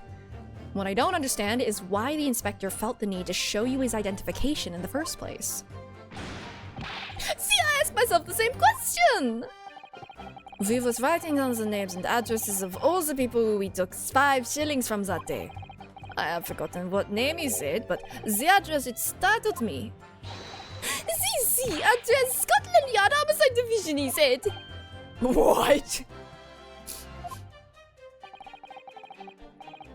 He probably didn't like your face, Peppino. Anyway, I was not rude. I just politely asked him why he had said it. And that's when he started to say he was an inspector. Not long afterwards, he took out his identification. What was Inspector Gregson playing at? Okay, tell the court what happened next. You took him back to your hideout, you say. See, we did. Hold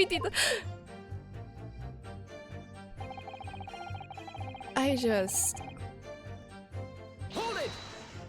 What a crazy, crazy thing that just happened. That being this identification book here, correct? See, that is the one. What made you believe that it was a forgery? I never seen a real one, of course. But he was so suspicious, this man. Allora, I was thinking it must be falso, eh, couple? It is just as Peppino had said. We were convinced it was not genuine. And so together, the hilarious brothers, we took the man captive. As one just does, apparently. All we did was shove him inside a locked room. Then we made preparations to transport all of the money. Oh, In for a penny, in for a pound. In that you are going to be slammed into the pound. Okay. And now he's sobbing again. There was a little tussle and we knocked him out and there was blood on the floor, but it was fine. He was fine.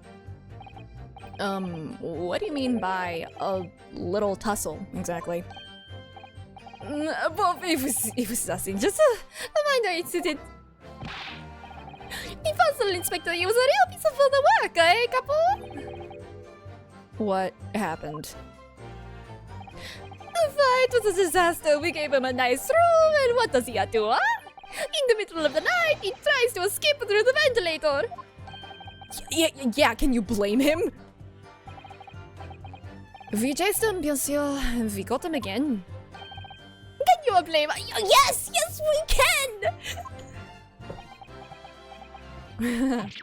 Wait, you didn't shoot the man in your haste, did you? What do you think? Yeah, of course not! I simply got hold of him again and took him back to the room. No. What are you eating there? It better not be blood. That's Doofenshmirtz's new, the new device. The ventilator. Mr. Diddlesey, is something wrong? Me! Something Mr. Diddlesey just said seemed to make you, it seemed to make you act even more strangely than usual. What was that all about? Capola, at times like that, you don't want to have the cup after you have to believe me. And I speak from personal experienza. Personal experience. That's enough, Pepinos. There is no need to say more. The truth is, the night before we put the red-headed leak plan into action, I was scared. It was not fair to the couple, but I tried to run away. Oh, it's a shame you didn't manage it. But the couple here, he came after me like the turbine, huh? And he dragged me back to the house, kicking and screaming. I still have the bruises to prove it, eh, couple? Bruises, you say? You wanna see, huh? You wanna see my fantastical bruises?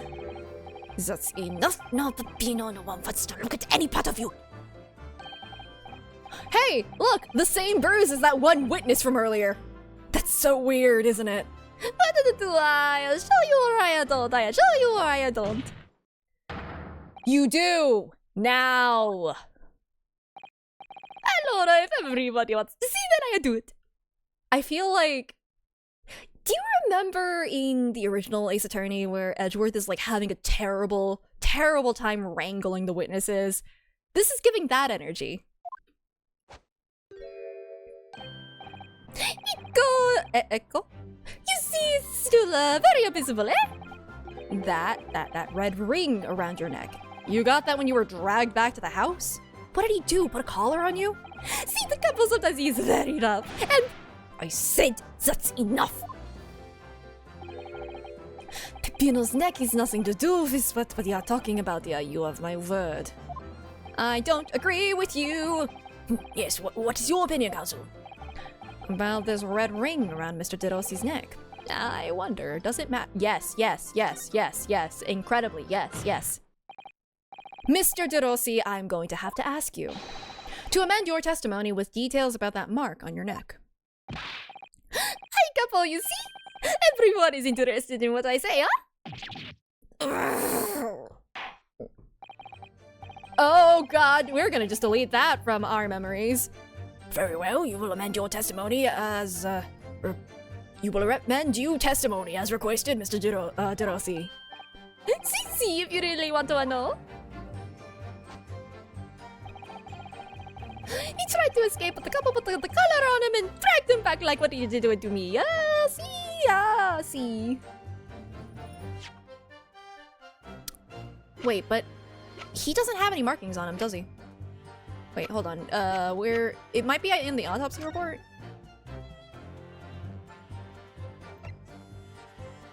I mean, there's nothing on here. Also, no mark here. I'm pretty sure it's this one. Oh god, they have collars. You're just joking. Objection. Yeah, anyway, it wasn't Gregson at least. So the day before his body was discovered, Inspector Gregson was taken prisoner while working incognito. No, it was not like that. I was hardly a prison. It was an invitation to stay. It was only... No, you can't just spin it like that.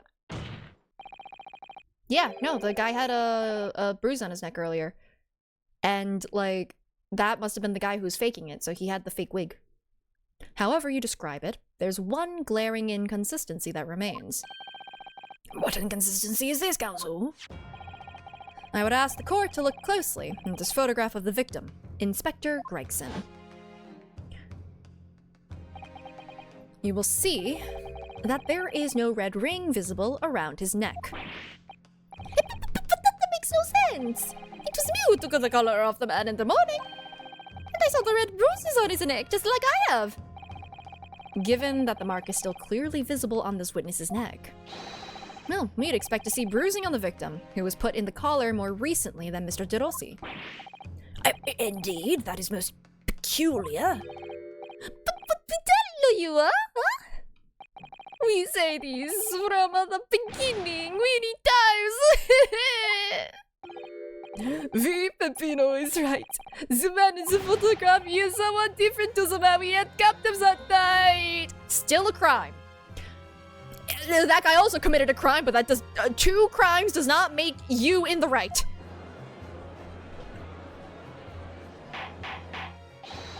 Order, order, order! It would appear then that on the day before the incident, the man who visited the park on Lime Street posing as an incognito inspector was not Inspector Gregson at all. Objection. Yeah, well, yes, that's true. If that's true, however, how do you explain the inspector's identification? Because he was already dead. This is a genuine identification book issued by Scotland Yard. It's inconceivable that someone could have stolen such an important item from the inspector. The prosecution made that assertion itself. And we also know that the inspector had made a note about the Red-Headed League in his diary for that day. Which surely means we can't divorce the two events completely. The inconsistency noted by the defense is most troubling. If it were the real Inspector Gregson whom these 2 red-headed gentlemen encountered, the fact that no bruising can be seen around his neck defies explanation. But equally, if they actually encountered an imposter, why does it look like he's looking at me? It looks like he's looking like directly at me. It's a little weird. How did that person come to be in possession of the real inspector's identification? Does the defense have some plausible explanation, counsel? The whole thing defies explanation. It is for precisely these occasions that we keep meticulous notes in the court record, Mr. Naruhodo. Because those are the facts, and the facts cannot lie. No, the facts can't lie. Even when they point to something so incredible, it's almost unbelievable. Well, my lord, the true identity of the person who turned up in the park for the Red-Headed League's enrollment is revealed by information in the court record, I believe. Good gracious! Slam. I guess this is the frame I apparently leave us on. I don't like leaving it on this particular frame, actually. Okay. Don't take this out of context, I guess. I'm just gonna vibe, because I have to wrap up soon anyway, so I'm just gonna vibe for a little bit. Hey.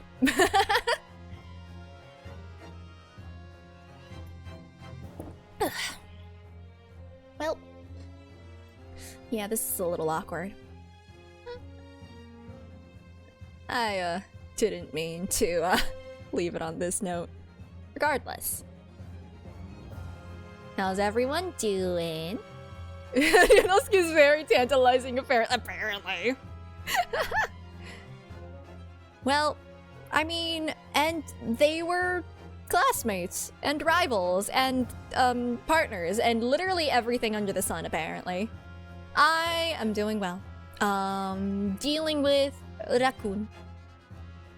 And you know, probably gonna have to play coyote noises again to scare it off, but that's literally, you know. Yeah. As one does. Huh. I mean, otherwise, having some cold tea. Eh.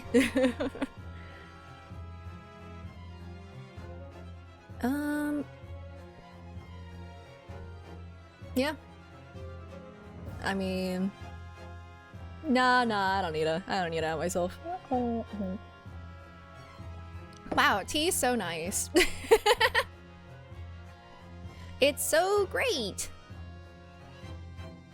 I mean, otherwise, I played more of Hades 2 on my own time. That was pretty neat. I still haven't unlocked, like, everything, and that's kind of wild for a game in early access. What's Mikotoba doing? Vibing, I guess. I have no idea if he and Sholmes are actually allowed to be watching this, because they're not members of the judiciary and it's a closed trial, you know? I can imagine that Sholmes snuck in, though. I don't doubt that one. But, you know. I'm sure it's fine. It's not a crime, maybe.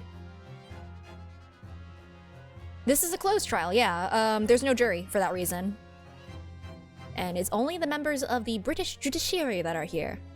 And lucky for them, Van Zieks is not there to throw bottles at them. Or, you know, wine at them, so... You know what, maybe that's why it's a closed trial. They realized that, they could get away with the British judiciary not getting, concussions. Anyway, very tantalizing, Mr. Naruhodo. So, why don't you help us all to see whatever truth it is that you've apparently seen? Who exactly was this inspector that appeared before Mr. De Russo and Mr. De Rossi? An imposter! You can just choose to chuck one, yeah, for the fans! Though it seems incredible, I admit, the undeniable facts point to only one thing. Since no bruising can be seen on the victim's neck, the person who these two red-headed men took prisoner that day cannot have been Inspector Gregson. I bungled that line so badly. It's fine. In other words, your whole argument up to now has been a waste of time. No. Objection! No. On the contrary, I haven't finished. What?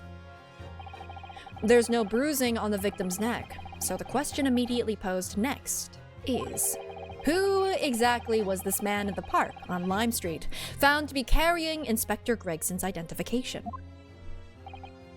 See, that's right. We tell the same story every time. Whoever this man was, the couple dragged him from a pillar to a post with the dog. Oh my god, what? How? Why? What? Why? Mon Dieu, Peppino, I was not so harsh as you say, oh. So, who was that the false inspector? Who was he? Clearly, the defense has an idea about that. About the true identity of the man these two imprisoned that night. I must ask the counsel for the defense to elaborate post-haste. Who did the witnesses encounter in the park posing as Inspector Gregson? This guy with the... Oh, you can even see it in his portrait, actually. Take that! Goodness me, isn't that... One of the witnesses who was in the stand of this very courtroom earlier today. A nameless man, whose only occupation appears to be peddling hearsay to passersby. Objection! What on earth would a street seller be doing with a police inspector's identification papers? Witnesses, is this the man or not? What does happen to his lip? That's a question of, well, that's a reaction of, I know this guy, but what happened to him? See, this man is not for the Red-Headed League, he's looking for the Twisted Lip League, no? Perhaps rather than making such a rash claim next time, you should bite your lip instead. Not gonna say what I was thinking. It seems improbable, yes, but one undeniable fact remains. Is Cosmo's objection different? Yeah, I think it is. During his testimony earlier, I noted something around the man's neck. A red ring of bruising. 4 birds a calling, 5 golden rings. Anyway. Huh? What? The defense demands that Mr. Gossip be brought back to the stand.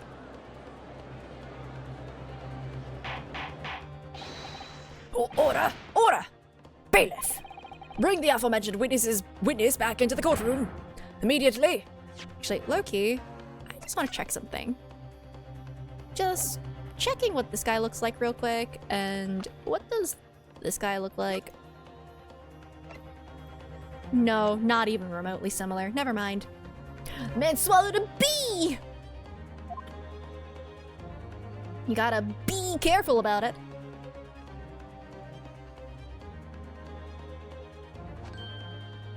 Yep, that's exactly the same. Well, I never. An undeniable ring of bruising indeed, and identical to that of the witness beside him.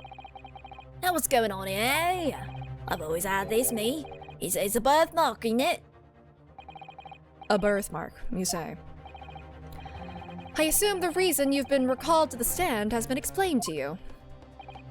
I don't. Something about an inspector again. But I'm telling you, you've got it all wrong as usual. You're denying all knowledge of it. Well, of course I am. Are you trying to kill me with all this nonsense? Well, at least you'll have more stories to peddle back on Fresno Street, won't you? Dang. Now, we're going to need you to testify again. And you, Mr. De Rousseau and Mr. De Rossi, I'm sure you'll cooperate, won't you? Do we have any choice? About as much choice as the guy you imprisoned. We are in big trouble, eh, couple? That's quite enough dilatory chatter. Proceed with the testimony. Actually, with that... You know what? I'll read this testimony and then call it. The man who claimed to be an inspector that day was definitely not this man. Miss Rightsy, you think we would forget those grand lips, huh? I never leave Fresno Street, alright? No interest in any red-headed league. All alone in the world, me? I've no kinfolk or nothing. Why would I be involved in something like that? Just gotta keep a stiff upper lip. Yeah, it's not really a stiff upper lip. It's a very wobbly one. Just look me, eh? Does it look like I could carry off a disguise with a face like this? Well, yeah. Wait, hold on. I don't know. It's just, this guy is like very notable for having no distinctive facial features. So it's like maybe... Oh, don't call his lip flaccid. Ugh. Wait, that's it? It would certainly appear that we have the wrong man. What have I been telling you, huh? There was no need for this pointless testimony. Uh-huh. That's right, I'm just a simple peddler, remember? Show me your eyebrows. Are you... Nah. Fresno Street's all I know. Well, how would I have come by a police inspector's identification book, huh? Murder. Yeah, saying a face like this does make it sound like you are currently disguised. It's so weird. Well, yes, that's hard to explain, but... Brief cross-examination, I think, counsel. Very brief. Isn't there anyone in this courtroom who thinks I might be onto something? I think Cosmo might. I stand steadfastly at your side as always, Mr. Naruhodo. He believes in us! You can tell. He believes in us. He always believed in us. Wow. That makes me sad again. Okay, I think we call it here. Man, what is his goal right now? I'm really scared he's about to implicate himself in something or get framed for something by, you know, trying to help us out here. And I'm assuming it has to do with like finding some truth about the professor case. Because let's be real, Ace Attorney logic, his dad didn't do it. Let's be completely real here. Cosmo's already in New Game Plus, exactly. Am I streaming Wednesday and Friday? As of right now, feel free to assume that. I'm pretty sure that there's going to be something with the schedule at some point. Just a matter of figuring out schedules with other people. But that isn't, like, concrete yet. So just assume Wednesday and Friday until stated otherwise, which I will mention on Blue Sky or Twitter. Probably. So. Let me head to the end screen. Bread and Fred can also be single player. Wow, really? Oh, you just want me to suffer. At that point, I just play Celeste, honestly. And, you know, try to do, like, the ending stuff, which I've never done. You know, like, yeah. There we go, we end on that. The second penguin becomes a oh god, that no. That's just stuck between a rock and a hard place.